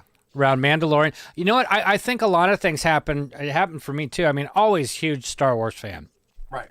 But it wasn't until Mandalorian and COVID, the pandemic, that all of a sudden everything just went and switched, and you're like, damn it, I'm going to get that. I'm going to collect this. I'm going to do this. And I'm guessing it was the same way, but you went productive. Yeah. And you're like, I'm going to build this shit, damn it. So behind me, the Stormtrooper helmet, that was my wife's. That was another gift. Oh, I had these pins. I got them on eBay for a song years ago. Wow. And I've had them stored. It's like the original fan club pins. It's a complete set. And I was like, how am I going to display that? So good shape. They're in good shape. Look at that. So this is the Italian plaster, but they also make this product So it's foam, and then the outside, the frame is acrylic. Mm-hmm. And then I painted it. There's this stuff they have, and then you paint it on, and then you put the activator on there, and you get it really, like I put it in the bathroom and turn the shower on. You want to have it really humid, and it will activate it, and it will look like it's oxidized or look like rust. Wow. Nice. Wow. Looks That's a great. cool technique. Oh, That's like going the extra mile. Yeah. Look at Mark Hamill. He's so happy. So that was fun. Look at Mark Hamill. He's so happy. Is that what you said? That's before Catherine Kennedy. Wow. He had a car accident. Oh, she shit. was, Did I she say was that out sweeping loud? back then. She was sweeping Okay. the island. Yeah. so- Santino's asking the Italian plaster. Is it called stucco? Let me see. Yes, but only in Italian. Italiano. But No, only in it's not the Italian. one I use. I can tell you what it is here. Come si dice plaster? Dai basta. Fettuccine, lasagna. Michael. I can speak Spanish too. Enchilada, quesadilla. Un poquito. Oh. There you go. Yeah. Hell yeah. Activating There they in the are. bathroom. Best thing from the show. Wow. Nice. Look at that, man. They're fantastic. Hey, These are Joel, I Joe want one of customs. those sand people dogs for my trophy wall. Oh, okay. Yeah, so there's Joel's work in the diorama. That's the wall from where Boba Fett made his gaffy stick. Mm-hmm. That just Wow. did not pay off. No. The texture on that is awesome, man. Yeah, that is really is. nice, man. Well, I start thinking of, and I know it's not it, but it starts making me think of like, the sand crawler. Right. If it was a different color and what you can do with that. And if you had a bunch of Javas and droids and your mind starts to really open up and look at things like this, like the dioramas. Gotcha. But, as another piece to it, not just the figure, how important that other backdrop is and everything. Right. That's awesome, dude. It is awesome. Yeah, so that's again, there's 3 or 4 layers of paint, maybe 5. Like about You're that. doing the salt, the hairspray and salt, the pump. Yep. Don't get the aerosol, get the pump. And then I took what is it? I just took the Aquanet? no, well, yeah, you can just whatever you want, but Not aerosol, pump. no, just the pump because you wanted the liquid, and then but then I rubbed the grout on there, and to get the sand, I just kept rubbing it on there with a with a brush. Can you demonstrate that one more time? I'm getting excited. Sorry. Can't say rub around Joe. Yeah, you got to watch that. No, I'm a big kid. Yes. And then the floor again. That's just the ground is stuck, or it's Mod Podge water and grout. Wow. And rub it on the 3D pieces there, 3D printed pieces, and Any grout? You just Any go down to Home grout. Depot, Lowe's, Home Depot. whatever. Just go to Home Depot and find the stuff that looks like sand. I think sand we got color. a connection. Mm-hmm. Yeah. Janine will hook you up. Yeah. What I love is in the inset shapes, just the sand buildup around the edges. Yeah. Yeah. This looks And it really naturally natural. does that, doesn't it, Brian? Yeah. You just keep throwing it on there, and it'll get So cool, man. stuck That's in so there, cool. and then you could Awesome. take a little bit of Sorry. yeah, Lowe's will work too. No. Well, you know what I like about this one too is the angle, right? You've got it like at a 45-degree angle. So Yeah, it's well, it's it's like 20 or 30. It's like whatever it was in the show, and it was kind Mhm. of bent. Yeah, I had a That's much what you longer one that I made, So did I. and I was like, I'm not Back going to be in able the to display it, and it was so much acrylic that it was kind of hard to Looked wrangle. wrong. So I was like, well, Yeah, let's just do this so I can get it in the detail. It looks great, man. And like you said, I mean, the sand, the way you were doing it, it gets stuck in there. Yeah, It's not Gets painted that everywhere. way. It's actually in there. Yeah. How cool is that? Good quote. It's rough. It's coarse. Gets everywhere. Gets everywhere. That's sand, right? Hate when it happens. I hate sand. Right. That's where I was going. Yeah, yeah. Yeah. Let's see Looking for this one over here. Got so many screens open right now. Hold on. I just want to see what's. Hurry up, Joel! You're taking too much time. You caught me. Come on, Joel! You're about to kiss that, weren't you?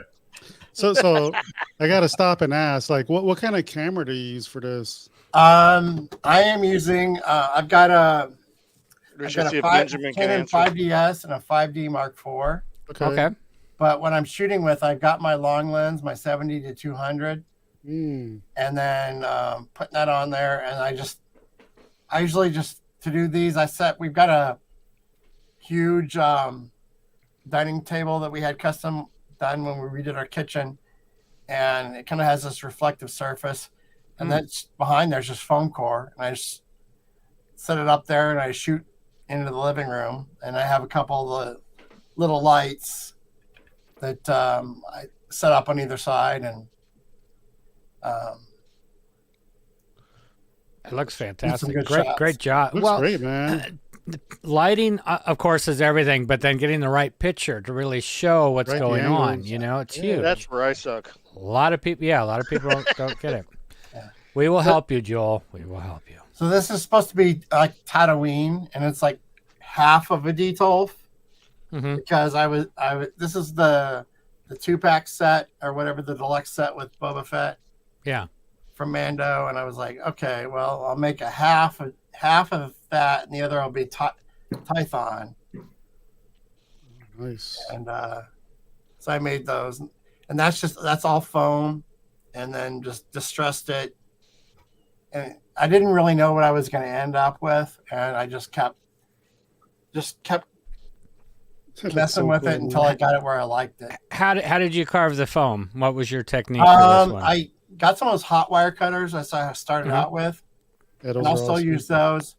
Or there's the what's the company out of Germany? I'm going to forget, but they have a nice cutter you can get. A lot of people use. I forget the name, but it's green and yellow is their. But they make all sorts of tools and things like that. You can get it at Home Depot on their website. You've learned. Yeah. We do not talk to the other store. Yeah. No. And then this is supposed to be Tython. Yeah, it's cool. With the rocks in the background. Cool. Now the Stormtrooper helmet, is that off of a figure or is that printed? That's the smashed one. That's smashed one. Got it. Yeah. I can't see because I have glasses. So yeah. Let me blow it up for you. Heyo. Thank you. Yes. I have. You have this figure, Scott? Yes, I do. I have this figure, but I haven't pulled the other one out, and the box is still next to me. Oh man. I'm a horrible person because I get very busy. I got two. But I do have that one displayed, and unfortunately, I broke one of the pegs off inside it. The fist one, and but I haven't gotten that helmet out of it yet. Yeah, and that's just foam, and I cut it to where I kind of liked it with the wire cutter, the hot wire cutter, and then I just started sanding, and then I think I spackled these rocks. I think to get some of that texture. Yeah, with just quick spackle as far as, and then some salt, the salt thing again. Do you ever use other condiments or anything like that for painting? I'm sorry? Any other condiments? Ketchup, mustard? No. No, seriously, I've seen people use that. Yeah, I haven't done. I need to try the like Sean Cash does. I need to try the toothpaste sometime. Mm-hmm. Et tu, Sean? Et tu?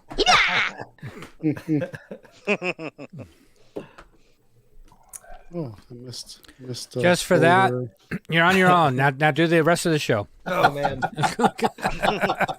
Welcome to Sithcast. Sithcast. Hey, dude, I almost said welcome to Spice Runners on Tuesday. I'm not even joking. I don't know why. Awesome. I was you should have just done it. That would have been awesome. You daggers.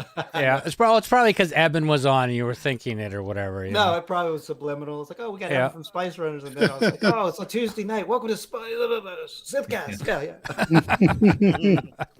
That's awesome.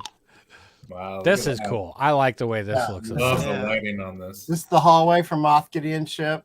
Yeah, this looks sweet. That's cool. So that's all 3D printed, and then the base is acrylic. Again, I cut it out to have the panels, but the background, I had to do a lot of work to get this to accept lights. I had to really go in and it took me a while in Fusion 360 to figure it all out, because this was the file I got was again, I found it on Thingiverse, and it was for 12 scale. And I was like, I blew it up, and then I kind of cut it all out, and then was able to get so that I could do the lights and the panel with the lights on the wall. That was from what I could see in the show, and then actually seeing it at in the ride at Black Spire Outpost. And, that the little red light really adds to it. Like I love that, and the angle of the wall, like it's I really like this one. I just hope someday we can have a house that we can actually physically do this in. You know, like Kelly's done props and villainy, and that would probably be the end all for me. Just like, we did it. We have the Death Star. Scott. Yeah, no. That's a display tree is what we're calling it. It's no longer a Christmas tree, it's a display tree. Because it has half the Star Wars stuff in it. It's all hanging off of it. It's pretty awesome. So I'm waiting on the next Mando to show up so they can battle in the hallway. Have them on the floor. Wow. So there's in process. Yeah, I really like this one. Yeah, man. Like I gravitate to all the shapes. Yeah. You get a nice reflection with that black acrylic too. Yeah. And you do commission work, right, Brian? I do. I've done a few. And people can find you just at that. Brian Makes Dioramas. Bryan Makes Dioramas on Facebook and Instagram. There it is. Yeah, it's in the description as well. But just in case people didn't know, Yeah, and then I have something like, say I make something and then I sell the diorama, I'm on Etsy. I know, right? You don't even realize you're doing it. Lamp toy. Yeah. No, that's awesome, man. Thank you. I think I went through all the folders. Yeah, so Austin was saying it's a Proxon foam cutter. Proxon, yes. Thank you. Thank you, Austin. Like the Air Force. Yeah. They have all sorts Prox of really off. great tools. Right. Wow. Yeah, so I think amazing stuff, dude. Thank you. Absolutely. And the thing is, what's cool is that you see the vision of something you want to see, and that's when you get that you have all that passion behind it. Yeah. As Sean Miller, as an artist, he'll only draw and do what he wants to do, not what somebody says, hey, can you do whatever? Right. Grow Gert in this or something like that. It's like, no, I don't like it. He'll do this. And I think that's what it is that stuff you guys really like to do, that passion comes through, and the product, the end product is just out of this world. Artist freedom means a lot. Yeah, it's true. That's true. Yeah, but, dude, awesome stuff. Thank you. Oh, yeah, man. I appreciate that. So one thing we always ask our guests, we always ask them what their favorite Star Wars movie is. So what's yours, man? It's got to be New Hope. Yes. It's not the yours. I just remember after seeing that, I had to have been, I wasn't 8 yet, but I was, so I was 7, and then, I just never. I remember going to the theater with my dad, and this is probably 6 months, 8 months later, and the stuff was the time we wanted to go was still sold out, so we had to wait and go to the next one. Right. And we came out, and the next one was like, there was a line waiting to get in. And this was back in the day when you had the big, huge, like 70 millimeter screen. And they did the curtain, and then the curtain would, they'd close it and open it back up. And then I'm like, I kept saying, where's Darth Vader or whatever, all the different characters, my dad. Yeah. And my neighbor, quick story, my neighbor worked at one of the theaters that was in my neighborhood, or kind of down the street or whatever. He was one of the managers. And this poster behind me, this is the Series D, the last one. The last one they did. Oh, for yeah. New Hope. Well, so he had 2 of them. He had 2 of these rolled up, never used, and he gave one to me, and I kind of shut my mouth off to my friends in the neighborhood. So he ended up giving one to my neighbor, and then mine got, I was 7, and we were going to frame it, and I went to the store, and then my mom wanted to get the frame to fit the frame, so we cut it down. We cut all the white off of it. So we didn't know it was and it just kind of got ruined. And so once I got back into this and watching these shows and watching Michael down in well, actually it was a video with Jens when he went to visit Michael, and I saw all Michael's posters, and I was like, oh, I got to find that. So then I found this on a Facebook group. There was a guy in Chicago that had it, so I drove to Chicago. Oh, wow. And because my daughter got into DePaul, so I said, well, let's go and check out the campus and see if that's where you want to go. And way to use your time and space. Yeah. So met him, picked it up. We met in a parking lot at Home Depot. and so it was just kind of my grail piece. I always wanted another copy of it. So See what instead of drug deals, you do poster deals. Yeah. So that's what I've been. That was that, and then I made this little bag too. 121 421. I can't tell what the numbers are. The brown Grogu bag. It's like brown Grogu bag. Oh, Grogu. That for Mandalorian. Yeah, nice. It was on the RPF. They had all the pieces, and it just went on. It was like $50 and put it together. Gosh, what about the helmets? What are the helmets back there? They're all the EFX helmets. The original one, I wasn't like a helmet guy. Mm-hmm. And then, so my wife got me the Stormtrooper. So your wife's awesome. Yeah. And then she got me Boba Fett. Nice. Actually, all 3 of these were gifts from her. And then she got me the first one from EFX season 1. And then the ones on the floor I bought. They're the Black Series. I got Boba Fett, the Mando, Bo-Katan, and I like the Bo-Katan. And then the other one from the blue one, the blue helmet. The Death Watch. Death Watch. Yeah, Death Watch. Death Watch. Right. Dude, that's awesome. I dig hearing that, because I know some people that watch us and we're friends with are like, their wives are like, no, none of that stuff goes out of your room. It doesn't go anywhere, and they want nothing to do with it. But when you hear stuff like that, see, Sean's pointing himself. What's that, Sean? Yeah, that's me. What is it? Yeah. I actually got a lightsaber downstairs under our TV. Finally, that's the only thing. And she's like, "That's it." By the way. Yeah. So to hear that, hey, she got this as a gift because she knows you like it or she's into it or whatever, it's always great to hear. I mean, my wife's totally into it. We spent the last 2 hours before the show talking about how she wants the future of her collection and what to get and what to move and so on and so forth. And it's awesome for me. It's awesome for me to enjoy that. Heck yeah. Awesome.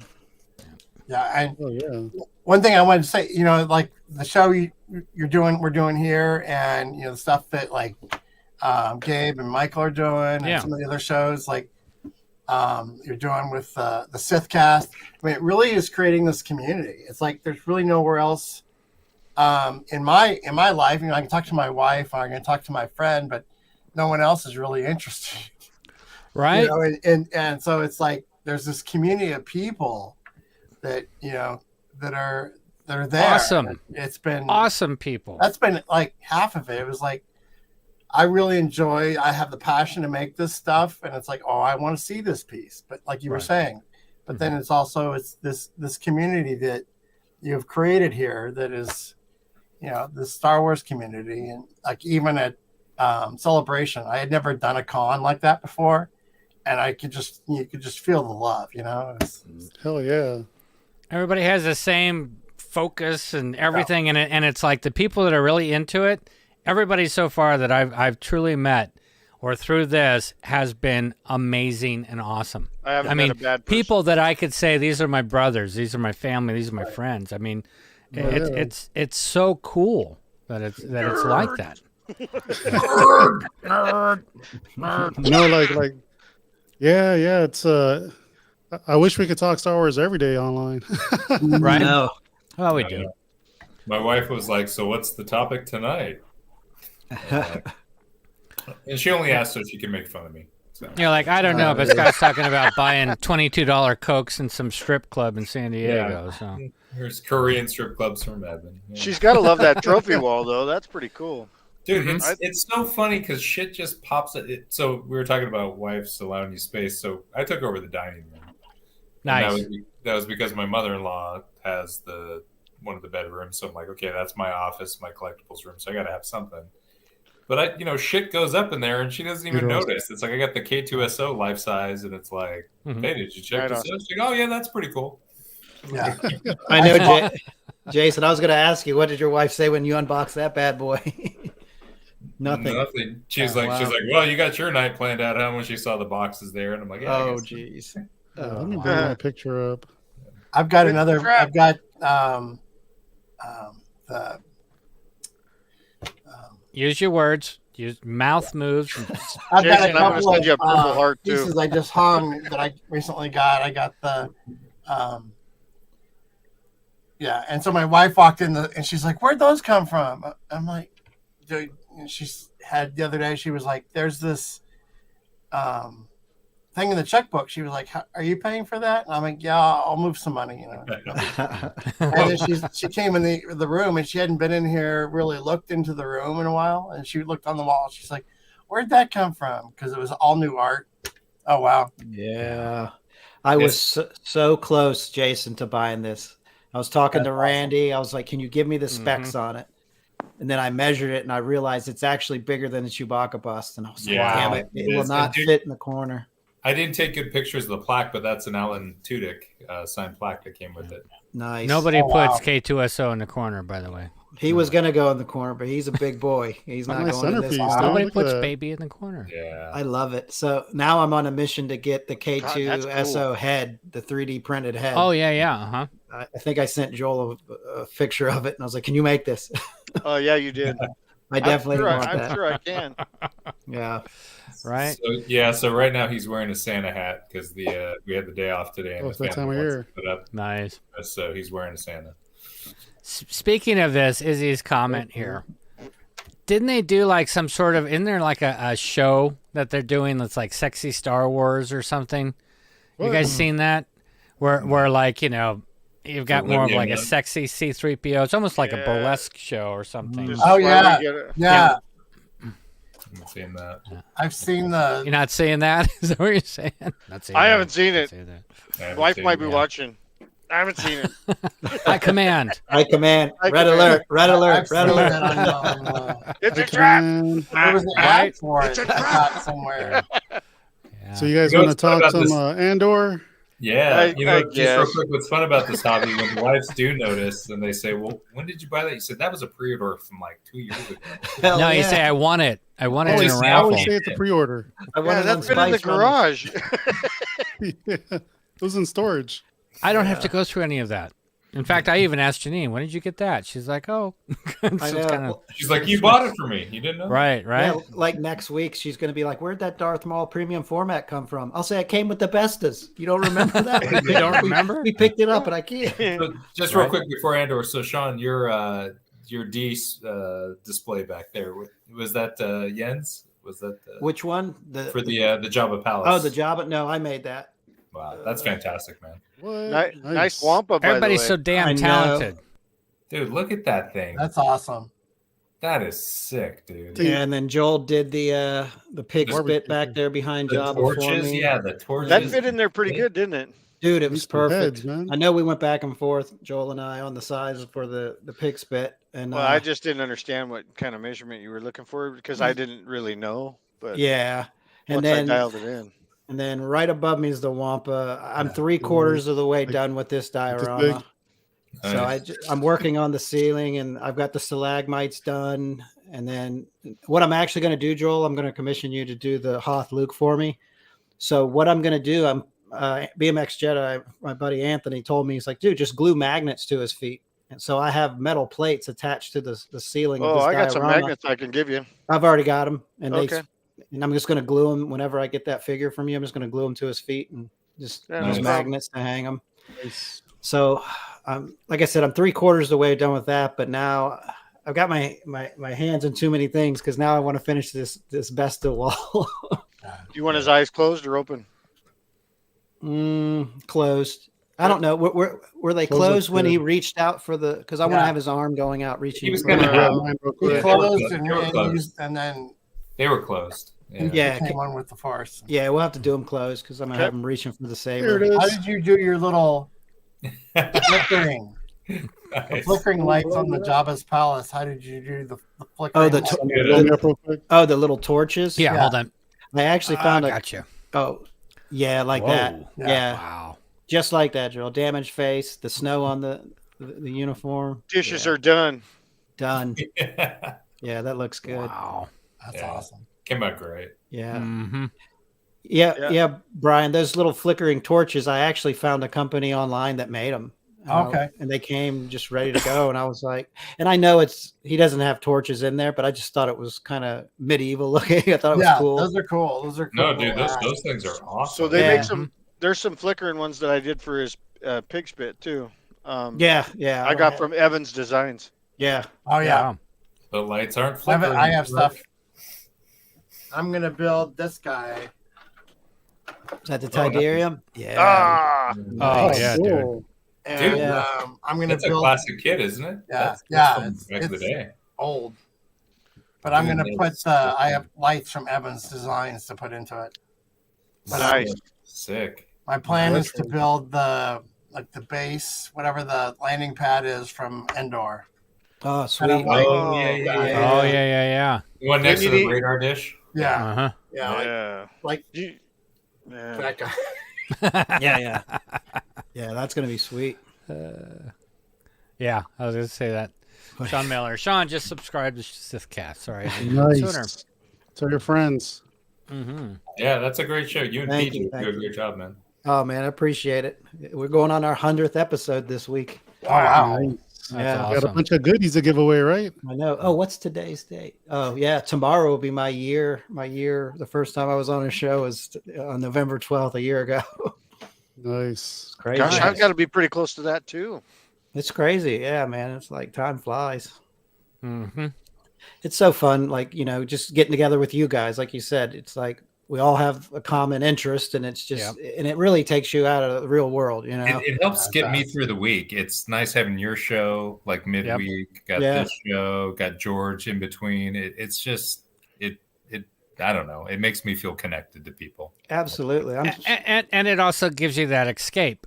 Yeah. From all the BS that's going around that surrounds everybody, It's like you Yeah. walk out of that and we can just hang and be friends and talk about cool stuff, and people get it, because I think Brian was saying, or somebody was saying that, you go tell other people you work with or other friends, it's like, hey dude, I just got this helmet. And they're like, yeah, whatever, dude. Yeah.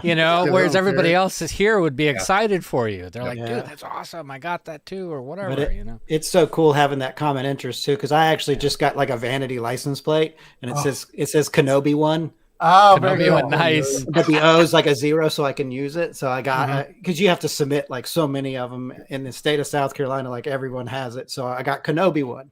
And then I'm driving to work the other morning, and this older gentleman pulls up beside me. He's beeping his horn. He kept pointing. He's like, yeah, Kenobi one. And I was like, dude, that's just like some, like 70-year-old dude. And he's just stoked on Star Wars. I was like, oh yeah, awesome. that's how I started my morning. It was pretty awesome. In the last 15 years is finally when it's been cool to be a nerd, right? I mean, Right. Like, Well, I think I've you been can. waiting 40 years for people to like the shit I was into. Like, seeing the Marvel stuff now and everything. I'm like, yeah, I've been telling you for like 40 years. Great. Yeah, I've stuff. only been getting my ass kicked for 20 years. That's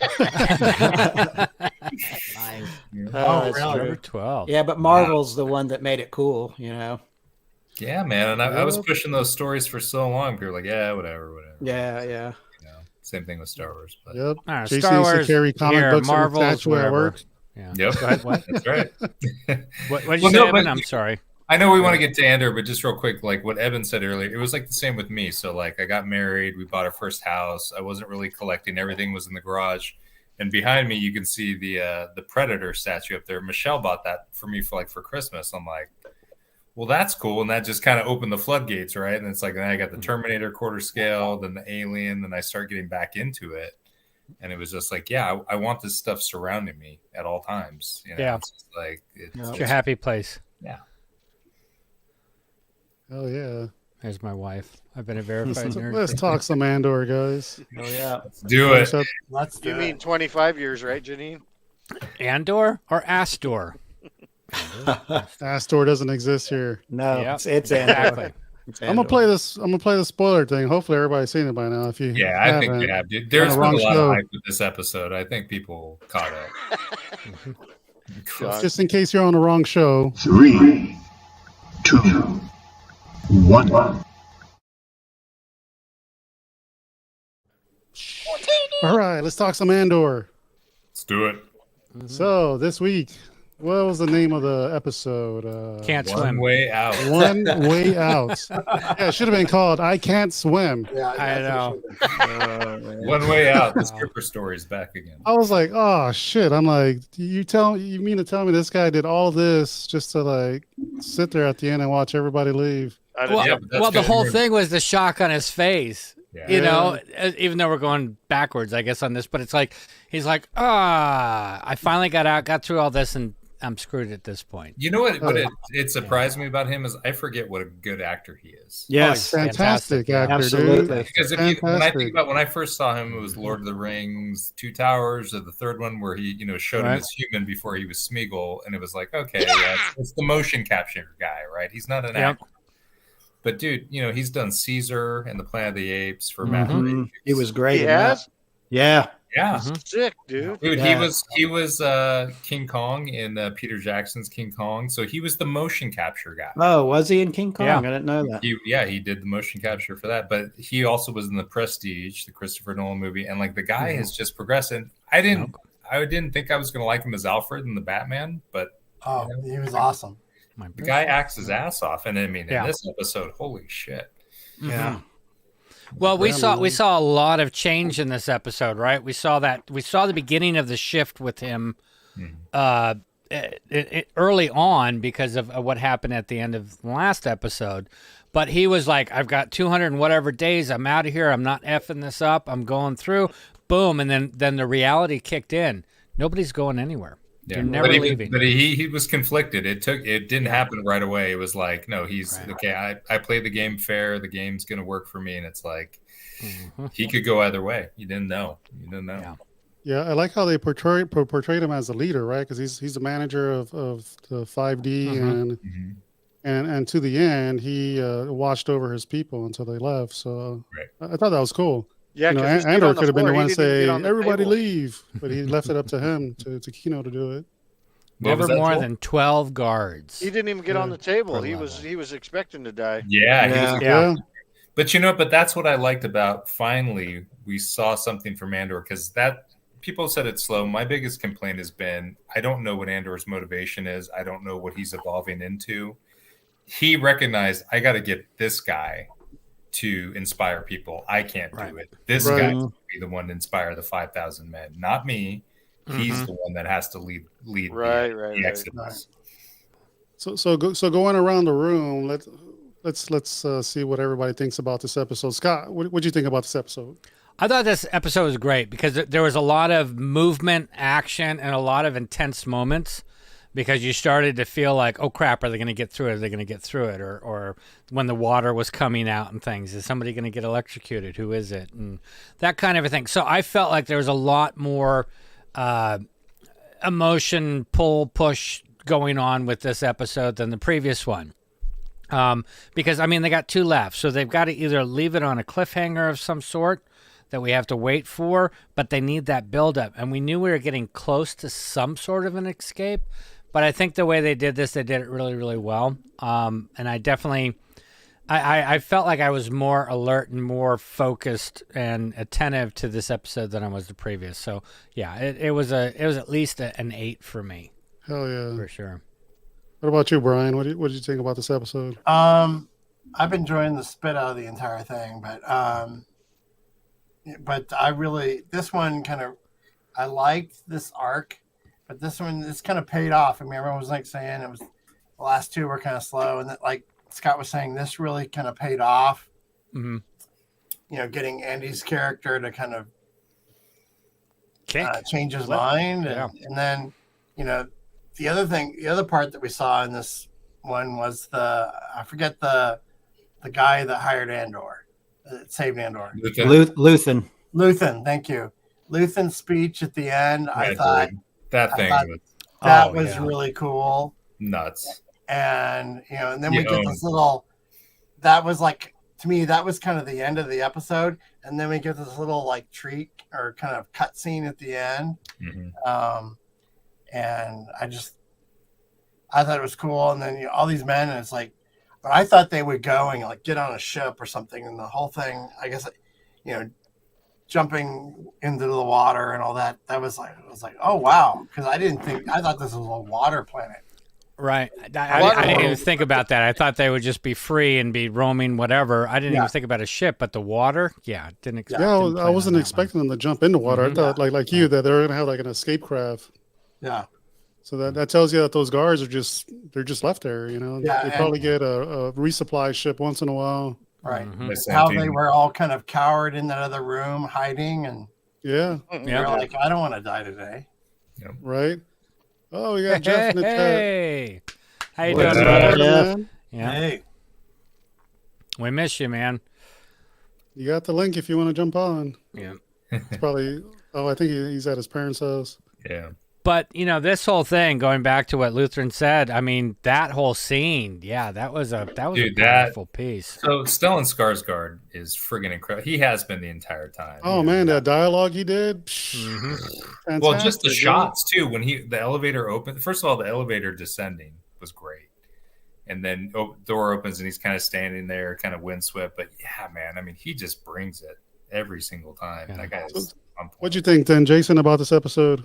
You know what? It finally reconnected to episode 3, which I feel was the last really, really good episode where you saw how Luthen was trying to bring him in and convince him why he should be fighting for something greater, because I feel like that got dropped afterwards. It was kind of just, okay, we're going to pull the heist.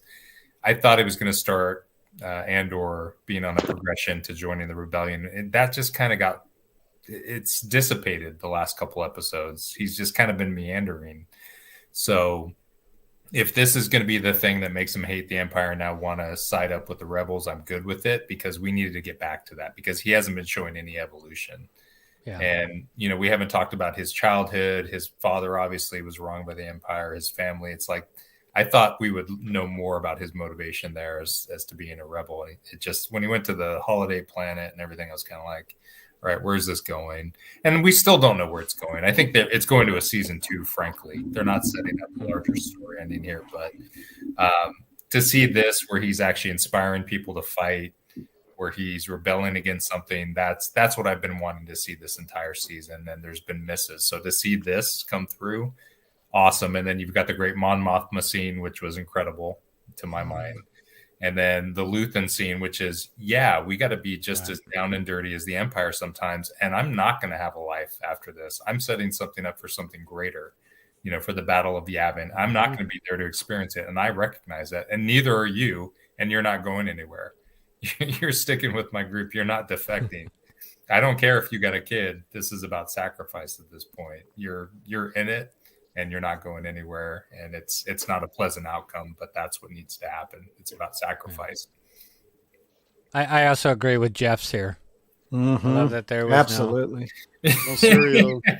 Absolutely. Yeah, that's a distraction at this point. We can't forget about this one. Right. For tonight.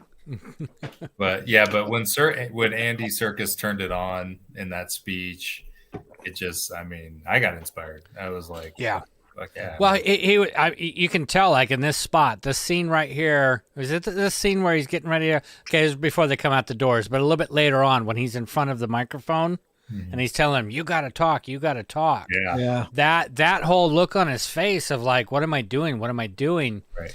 You know, am I making the right move? Do I have a choice? Have we gone too far? I mean, all that stuff's going through his head. Yeah. Right. Because even Cassian was like, "Listen, I can't do it. It has to be you, because they respect you, and you're the leader. And if we're going to do this, you're going to have to lead us to the promised land." But even the guys around the table, the workshop and everything, all those guys were good, and just like the little comments. I thought you were already dead. Why are you backing out now? And because there was tension, right? There was a ticking clock. There was tension, and it was like, is somebody going to bow out? Is somebody not going to do their part? Like I was like, somebody's going to fuck this up. And so it was just kind of cool to have that tension, that wondering. Who's this guy? Hey, is that PJ? PJ. Yeah. Hey, PJ. Nice. So it had tension when so many episodes haven't. And that's what I think. Even the Mon Mothma scene, that was tension, right? You were just like, this is going ugly. Everything. Yeah, you're starting to feel that bottleneck. We're getting into that bottleneck phase where everything's getting really tight and intense, which is awesome. Anyway, so I'd probably give it a 9. It was probably the highest, if not second highest for me. Nice catch, Sean. Yeah. Nice. Yeah, I caught that. What about you, Sean Solo? I was like, finally, they're getting out of this place. Right. Last episode, we could have completely done without. It's like it was too much. I was hoping they were. Amen, sister. Yeah. I thought they were going to escape. Yeah. But I'm telling you, intensity, that's the word for me, because the whole episode when they were getting out, I was on my toes, and it was funny because the whole time they're escaping. I loved how they got the blasters. That's where you got a little bit of the Star Wars feel. You finally got the blasters, but the whole time I'm watching, I'm going, put on the boots, because I know, right? I was thinking the same thing, man. Yeah, and they're walking right past the snowboard boot wall, and I'm like, put the boots on, and I kept thinking everyone's going to get fried. But like you said, Andy Serkis, just his acting was phenomenal in this. Yeah. I love the anguish in his face. Like, should I do this or shouldn't I do this? This guy. The back and forth. What you call it? Yeah, this guy right here. Confliction. Yeah. And this guy right here that showed up, I'm actually watching Pennyworth on HBO Max. I don't know if you guys watched that, the Alfred Pennyworth story. Yeah. So he's Thomas Wayne's father in that show. So I was like, oh crap. So I watched the episode last night. I was like, wait a minute, that's the guy that was in Andor.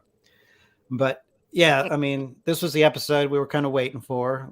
Like I said it on our show, it's like, I love this show, but it does need you got to pick up the pace a little bit, because we're going on our 10th episode. And this finally gave us, gives you the like I said, the intensity, the feeling. I really enjoyed this episode. And then I was totally bummed when he's like, I can't swim. Just like, what? Right, I was like, what? That was the twist nobody was expecting. Yep. But you figure all those people, you got to help this guy out. That's the whole thing. It's like, what do? You just stand there? Do you go for it? You're screwed either way. Yeah. Right. It would be cool if he did show up in the second season. Just, he made it, Yeah. But yeah, good episode. But again, it's about sacrifice, right? He's Yeah. What about you, Joel? What'd you think? So I'm going to go ahead and I'm going to give it a 7.5. Well, no, I'm not even going to give it a 7.5. I'll give it an 8. There you go. Nice. Joel. We're up to whole numbers finally. Yeah. Let me tell you something that chaps my ass about this season. This is Star Wars. Where's the freaking aliens? All the humans are on this water thing. I've fought with a lot of people about this. Well, maybe that's just a human cell or whatever. And I'm like, there ain't enough cells for all the aliens in the universe. And it's like, are you kidding me? It's because they put all the money into the sets and everything. Like when they closed the spill doors and everything, that thing was gorgeous. It could have been slow as hell if they had a hammerhead working with them at the table. I agree. Oh, Are you kidding me? He could have been knocking the metal parts into the. That's what makes Mandalorian, the Mandalorian awesome. Mm-hmm. I agree. Yeah, you got PJ. PJ was saying making PJ happy. Yeah, I mean, he was talking about PJ, that. I'd even take a Jar Jar Binks standing next to them sons of bitches. Whatever. All right, let's take it down. Let's get Jeff's comment. Right. So yeah, I'll give it an 8 because there was a cool underground. The last 5 minutes was badass. There was some there was some new aliens. There was some good stuff, and the acting was phenomenal. Yeah. Yes. Well, it's like after the prison break, then to get that Luthen scene, it was like, whew. Yeah, that was the topper on the cake, and the underground, a little bit of the scenes. So they show aliens in those, but they don't show. There's too much human activity in. I don't know. I just wish they'd put a little more in there. Yeah, it would have been cool to see aliens in the prison. I agree. I agree. Some of the jailers, like you said, be aliens. It would be cool, like the Rhodians, you know. Yeah, or a hammerhead. They almost look like they're underwater creatures, just the way Greedo kind of looked, and like imagine if he would have came out of the water. Something, give us something. Yeah. Right. They all feel like criminals to me too. So I'm surprised you didn't see them. I know. Yeah, it's a scoundrel world. I mean, yeah. where all these guys at? I don't know. This one. But I'm not going to complain too much about it because I did give it an 8. The acting was phenomenal. Yeah, it was a great episode. Well, the thing is, it's deeper. It's a much deeper story. There are some things that I think all of us can go, I could do without that, or that kind of threw me out of universe, or whatever it is. But it's definitely better written than anything else, Agreed. Pretty much, that we've seen. It's keeping our interest, even if it is slower in some things. It seems to be more at a mature level. Which I love about that. Yeah, not saying that we're mature at all. But, it's more at that level. It's just giving more. But the acting is also up to par. We go back to Kenobi. I mean, Ewan was fantastic, and some other people were fantastic, but there was some people that were in there. Their acting was just not up to it, right? And it helped ruin it more. Whereas this, everything is like 5 stars as far as what they're trying to do with it. So you're referring to a certain Inquisitor? Yeah, that everybody had a problem with that had nothing to do with what the problem was. The problem was her acting. She didn't bring it. She didn't bring it. And the story wasn't good. The writing wasn't there. I'm sorry. Exactly. The writing is the foundation for all of this. And should have been better. Going back to what Marcel and I were talking about last night, we were chatting, but did anybody else pick up on right before the Aldani heist, how the kid was trying to confine in Andor and saying, I can't sleep, my faith should be giving me peace. And he's like, it doesn't bother me. I sleep through the night. And then in this one, prior to them escaping, he's up all night. When the lights go on, he's not asleep. He's yeah. That's a good catch. Yeah, that's fantastic. Yeah. Nice. So obviously now he's moved on beyond just being, I don't care about anything. I'm just in it for myself. It's like he cares about these people. It's about something bigger than him at this point now. Yeah, we're watching. I'm going to have to start watching this show when I'm actually awake, because when I watch it, it's at midnight and I'm tired and I don't catch this stuff. I need to watch it during the day, I think, now, to be smart like Jason, because that's you're deep, brother. You're deep. No. Marcel helped me on that one. Let's take a look at some of these scenes. So what is this planet called? Ferrix? Ferrix. I think it's a city. I'm not sure what planet it is. Yeah. I'm still trying to learn all the areas, but what do you guys think this guy is? The rumor has this guy's a spy. He's ISB, I think. And he's following Cinta around, or probably... Yeah. What's ISB stand for? Imperial Security Bureau. Yeah. Okay. It's like... I love this guy's just insulting, like from the minute he walks in. Yeah, this is great. A little dated, a little old. Oh, right. Oh yeah, he's a shiesty guy, ain't he? Yeah. And he went in there with like a motive already, like your daughter marries mine. She's awesome. She is so good. Yeah, he just got done watching Game of Thrones. He's like, you got to marry my son. Exactly. Right? Hey, who else thought that he was angling for her? That's where I thought it was going. I didn't think it was I thought it was like, I want to visit back someday. Yeah. Like I watch your back, you watch mine. Mm-hmm. You owe me a favor, Mm-hmm. Yeah. This guy's a piece of shit. I know it's tasteless and cliche. yeah. Face. Meow. He's like a cartoon character, man. Like his mannerisms. Yeah. Mm-hmm. Oh yeah. Right. He was good, man. He was Whoever that guy was, he was awesome. Well, it was good too because they set it up. It was the last episode of the one before where Mothma obviously has a distaste for her own arranged marriage, so she was not favorable about it. And now you've got this being thrown at her again, and now it's the question of how committed are you to the cause? Are you going to sacrifice your daughter? Are you going to say no? Because he's like, I don't want money. I just want status. Where's this guy from? The chocolate factory? I was thinking that, Joel. I was like, hairstyle and everything. I'm totally sorry. The costume designs are not the greatest. The chocolate. It's like a mixture of Johnny Depp and Samurai. Mm-hmm. Yeah. Yeah, but he reeks douche right away. At least we all agree on that. Yeah. So the Chandelian marriage is like India then, huh? They get paired up with someone. Well, I like that.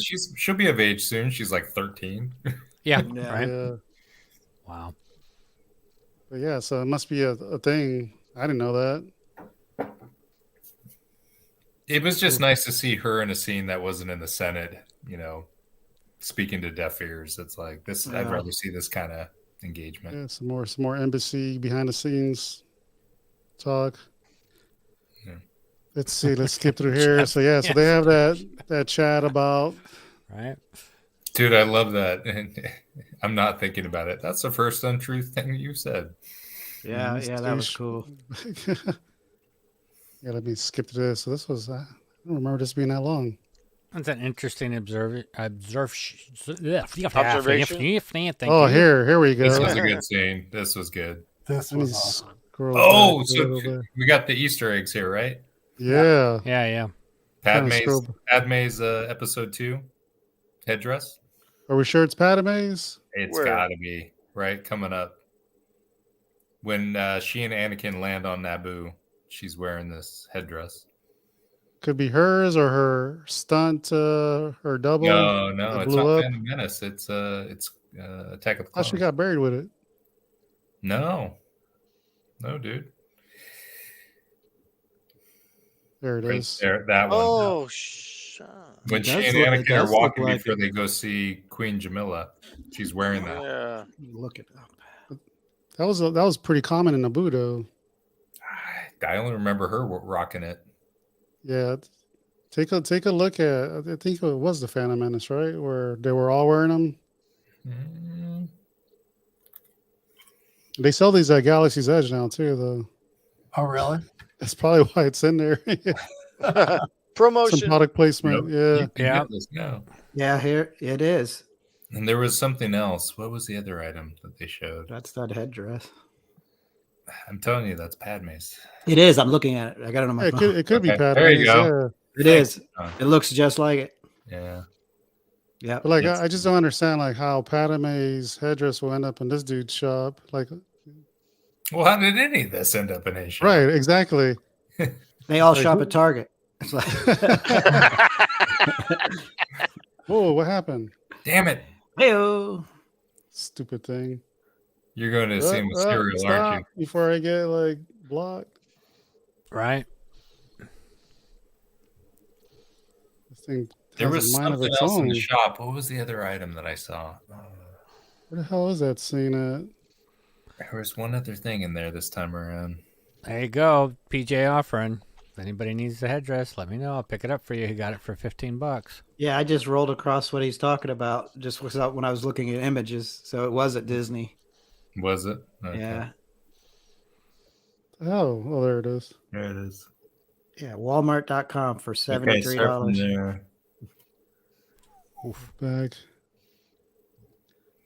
Like her outfit's pretty cool. I like the I like it too. Yes, they were on something else here. I'm not entirely sure who she is yet. Yeah, me neither. Probably nobody. Did somebody just get shot? Yeah, that was Frankie. He fell. It's probably one of Joel's figures fell. Thought it was Plinko. Yeah, it looks like kind of militarized, her thing, or it could be a name tag. All right. So, was there anything in here in the back? There was something else, but nah, don't worry about it. I'll go back. It's all good. This is the cool stuff. Every time this guy's on screen, I want to pause and look at everything. Yeah, I know. This was a great line. What did he say? If it's a trap, then we're screwed, or whatever from a year. basically, if it's a trap, we're all found out or something like that. Yeah, true. I'm surprised he waited this long. And that's the other thing that was kind of cool. It's like you haven't talked to this guy in a year, right? So this is the long game. This is not, it's something we can have work for us in a very short period of time. You got Finn's dad right here in this scene. So we're back in a prison, new person coming in, and then break the water leak. So I guess the water leak was just a distraction, just like the prisons in America. Did they do the water leak to short circuit the floor? That's what I took it as. Yeah, that's what I thought they did. Yeah, that guy's good on the right. He was pretty. He was fun. This guy, yeah, he took one for the team. Yeah. Ooh, yeah. So he cut that up. So like, how would he have known that water was going to block the electricity? You would think that it's a conductive. Mm-hmm. Yeah, that's what I was initially thinking. Like it was gonna like fry them. Yeah. So he broke it. Jason says short circuit the floor. Yeah. Yeah, all the electronics. And then we go in here, blah, blah, blah. Let me skip forward. And then the revolt starts. Mm-hmm. Nuts. This is where it starts getting intense. All the prisoners and I kept yelling, "Get their guns! Get their guns!" I know, man. I was like yelling at the screen. Boots and guns. Yeah, it was like when they ran by the boots, I was like, "What the hell? You're not getting the boots?" Yeah, get the boots. Because there's like every floor has these prison guards. Well, they kind of made a deal about it too. Like the boots were the thing, right? Oh yeah. This is brutal. He's just popping dudes left and right. Yeah, we're starting to see Andor like be the person that we know him in Rogue One. Mm-hmm. Well, especially when they get in the control room. Look at all those boots. All right. Those boots are ugly, though, man. I'm sorry. I still don't like that design. That's what I'm talking about. They could at least just painted them black. Right. Yeah. But maybe they kept them that way just so they stand out. Right. Yeah, New Hope Blaster. Yeah, those are great. Yep. Yeah. I love that when you're going from room to room, just like trying to motivate other. That's a nice shot of the pistol blaster. It's nice. I want that for my wall. That one. Hell yeah! The blaster or that picture? Oh, the blaster. Okay. Or Diego Luna. Get some cool scenes. Yeah, that poor guy on the left. Like, when did he get popped? Even like the hairdos are like from the 80s, man. Yeah. Like it's well, cool, that's how it was in the original. I mean, you got to think this is before New Hope, right? It's before I like the details, attention to detail. Yeah, exactly. Yeah, I love those control panels. Those are the ones that are very similar that were in the Emperor's throne room in Jedi, but they were black. Yep. That was the one that Luke jumped into, and then he did the flip out of it. Yeah. There's a good point with Jason. He goes, well, some guards were wearing normal shoes, not the boots. Oh, I didn't even notice that. I didn't catch that. I wonder if Izzy will make white. He did the ones from the Death Star. I wonder if he'll make these. Oh, good call. Right after this. I don't know if anybody translated this Arabic to see what these mean. But all these little dots are the prisoners. Yeah. Yep. That's pretty cool. I bet you Izzy's probably making his diorama already. This is great. It's already too late. It's the real one. Don't try to compete. Making sure you're awake, Scott. No, I'm here. I had to force pee. The force was like, no. And I was like, I am one with the force, and the force is with me. So, Force is with me. Right. Speaking of him, he's in the new John Wick. Right. Yeah, I just watched the trailer. I just watched the trailer today. Is he an adversary or? Yeah. Yeah. Yep. All right, so the prison is offline. Well, some of it is. The backup generator came on. Yep. And then he's like, he's all yours. I like how the guy tried to argue it'd take months to start it back up. Right? Right. And then the fucking generator came on. Yeah. Such a good episode. I mean, it got intense, man. I enjoyed it. Mm-hmm. Yeah, it was fantastic, dude. I loved it. Way better than the last one. Oh yeah. Well, it's like they didn't kill these two guards that were in there. And You that know, one was the one speaking the whole time. Did that voice to anybody else? Did it remind you of Tron? A little bit. The slower voice. Oh, yeah. Program. You're on program. All that stuff reminded me of Master Control and Tron. Yeah. Good call. Good call. This is great. If anybody figured out what found part that is, Benjamin will find it. That's like, true. what the hell's going on? Yeah, well, you know what's great? It was like he starts talking, he still hasn't found his voice, and he builds up, and he's like, builds up, and it's like, fuck these guys. Okay. Oh, so good. So good. We have deactivated every floor in the facility. Let's look at him. He's still, he's not confident. But... Wherever you are right now, get up, stop the work. Get out of your cells, take charge, and start climbing.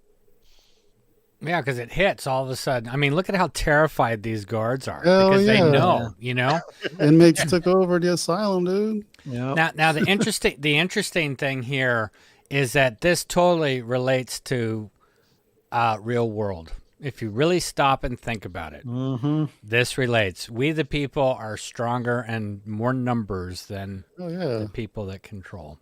If you unite, as one, work as one, you're definitely stronger. Absolutely. It's all about sacrifice, though. Yeah, always. Right now, the building is ours. Yeah. So good. George. I can't swim. That bugged me because you started to really love this guy. Then he's gonna die because he. I know. That's just it. Like you got invested in the character, which is good. Right? You know, they did their job, right? Yeah. It's one of those things, though. You get thrown in the deep end, you figure it out. You know? Right. Yeah. That one guy had black underwear on. I thought there was no underwear in space. Wow. Good eye. Weirdo.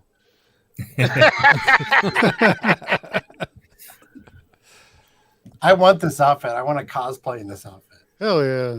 And the pajamas? I think we need pajamas like that in those suits. I want some of those. Great. Those, cattle prods. They're all running. They made it to the door. And he's like, oh, fuck. I can't swim.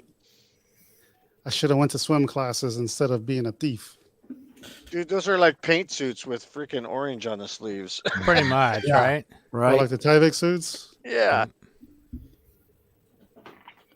Yeah, this is disappointing. But there's also like a white, like a matte white or something. Mm-hmm. He's like, I can't swim. And then, Damn it, Jim. But I think he found inner peace, though. You know, seeing that his peeps are leaving. Well, it was like he came to. I think he always knew that they weren't getting out. I think he was just fooling himself, and it's like he finally came to terms with it was just futile. Yeah. But it's his terms at this point instead of theirs. Yeah. Right. Yep. So the question is, will we see him? Did he jump? Did he just sit there and cry on the stoop? I mean, what? Yeah. What do you Great do? shot. Look at that. Yeah. Look at that. Yeah, that's awesome, man.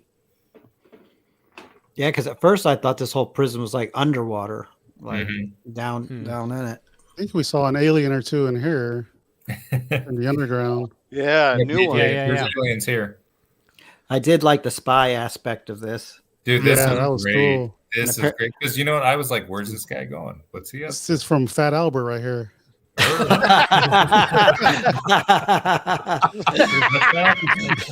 Right? Yeah, dude, just the conversation they have as he's descending. And notice how long the elevator ride was because these buildings are friggin' tall. So Yeah, man. Yeah. I love the spy aspect that he was planted there for a long time. Yeah, he was. I didn't see that coming. I was like, holy shit. He was because he sacrificed that dude earlier. He's like, you know, dead pilot. It kind of reminded me. You ever see the movie The Departed? Yeah. Where Fantastic Matt Damon's movie. character was, sent through FBI training. Next thing you know, he's infiltrated. Yep. Like Some he's aliens like for deep, you. Yeah, Deep Spy. Yeah, this remind me of this guy. But there is an alien. Yeah, some deep cover. There's a Wookiee and some dude doing blow. Yeah. With a snow jacket on. I know that's kind of lame. I was gonna say that. Yeah, it looks Patagonia. Yeah, it's got my mom's snow jacket from like 1986. Yeah, I know. And in all the concept books, they have so many cool things that they could be using right now, and it's like, what are they doing? You're spending a lot of money elsewhere. Yeah, set design and. But dude, this scene when the doors open. Oh yeah. Awesome. Whoosh. Then he starts talking to him. I was just well, like, it's like oh, the, shit, the this guy earpiece was that he fine. puts on looks very, 5-10 years ago, whatever. Yeah, instead of it being a little bit more what you would expect, something that looks a little different in It universe. reminded me of the Jawbone earpiece I had Mm-hmm. 5-10 years ago. I agree. It took me out a little bit, but the conversation was so engaging to me. I was like, okay, that's what I'm focused on. But how's your daughter? Why would you ask me about that? Well, we haven't talked for a year. You're a new father. It seems polite. Mm-hmm. Yeah, let's look at this. It's like a veiled threat at the same time. Yeah. I didn't get this part. If this is a trap, press the buttons for 215. Yeah, I didn't get that either. I think it was like a test. Like he basically is telling him, I think you might be setting me up to meet me now. There's a headphone. Someone probably already figured out what it was. Yeah. Benjamin's selling it on Etsy. Yeah.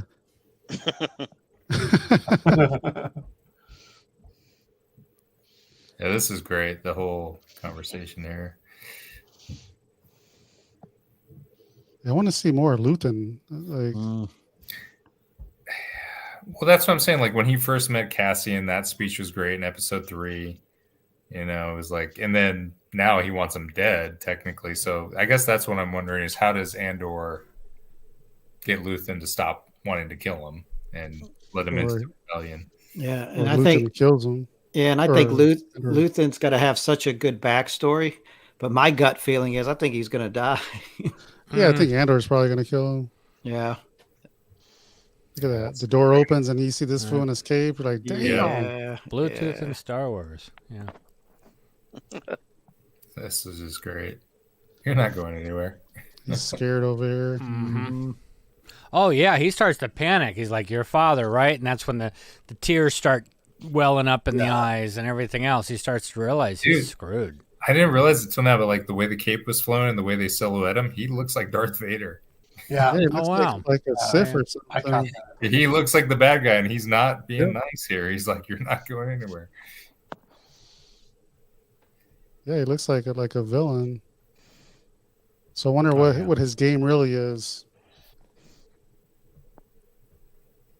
Yeah, no, that's cool, man. I like how that door looks like a Sabat card. Right? Oh, yeah, you're right. Right, the shape of it.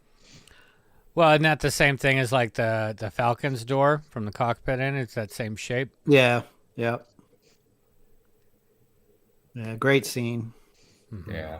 I liked how he had I was kind of curious at the end. He had the remote to close the door to the elevator. Yeah, it's like, get out of here. I was like, wow, okay.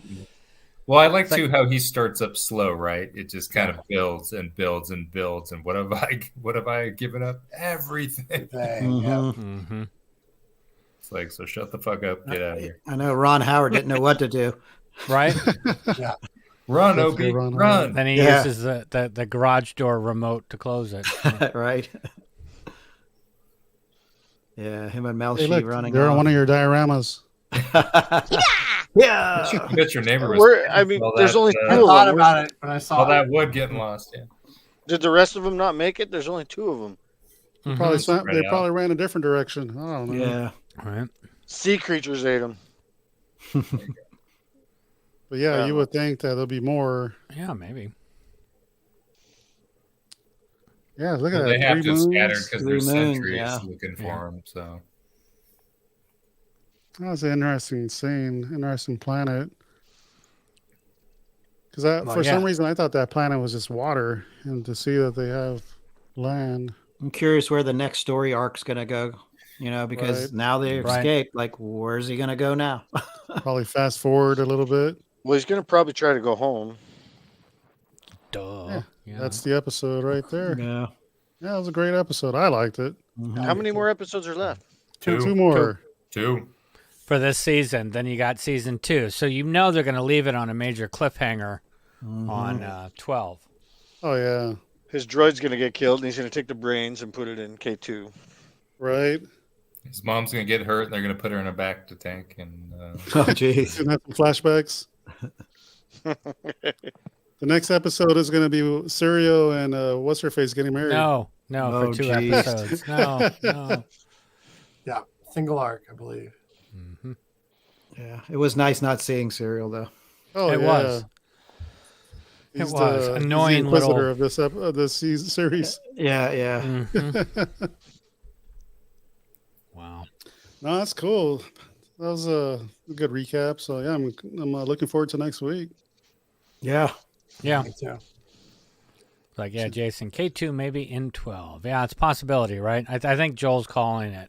It's going to happen. Or like you had said, the other droid's brain or whatever winds up in the Imperial droid turning into K2.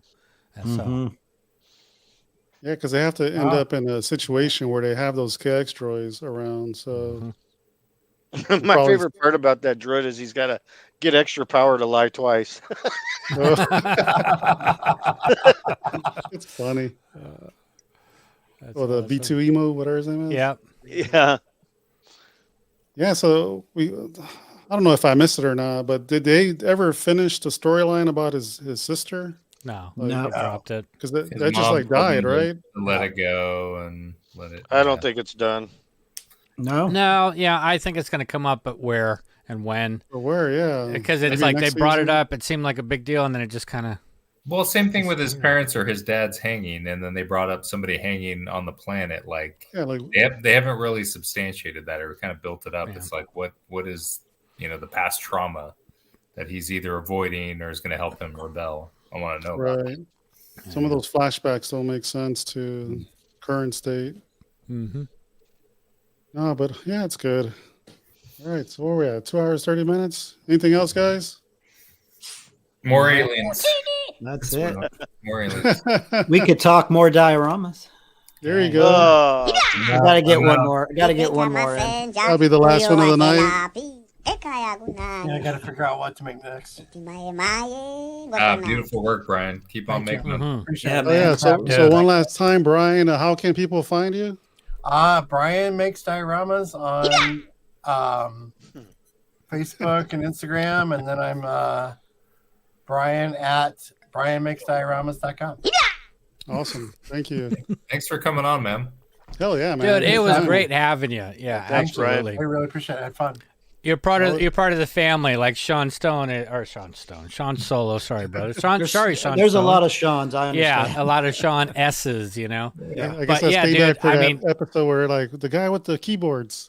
Right, PJ. I was PJ. So no, I mean, come on, anytime, dude. Hey, I want to jump on, guys. We'll get you the link. All right, that's who you are. I appreciate that. Absolutely. That'll be fun. I'll take you up on that. Awesome. Oh yeah, very cool. Yeah, so Thanks, don't hang up. We'll hang out in the back room. Mm-hmm. Everyone else, we'll see you next Friday. Yeah, thanks, Brian. Yeah. More Spice Runners, more Andor, more collectibles. December will give some giveaways too. Yes. Oh yeah, December's gonna be full of giveaways. I got a few too. Nice. Mm-hmm. We're gonna be. You get a gift. You get a gift. Falling on you in that room. Yeah. Don't be too proud of this technological terror you've constructed. That's funny. We should be. All right, guys. Thank you, Brian, once again. Thanks, everybody. May the force be with you. Thank you. Yeah, the force be with you guys.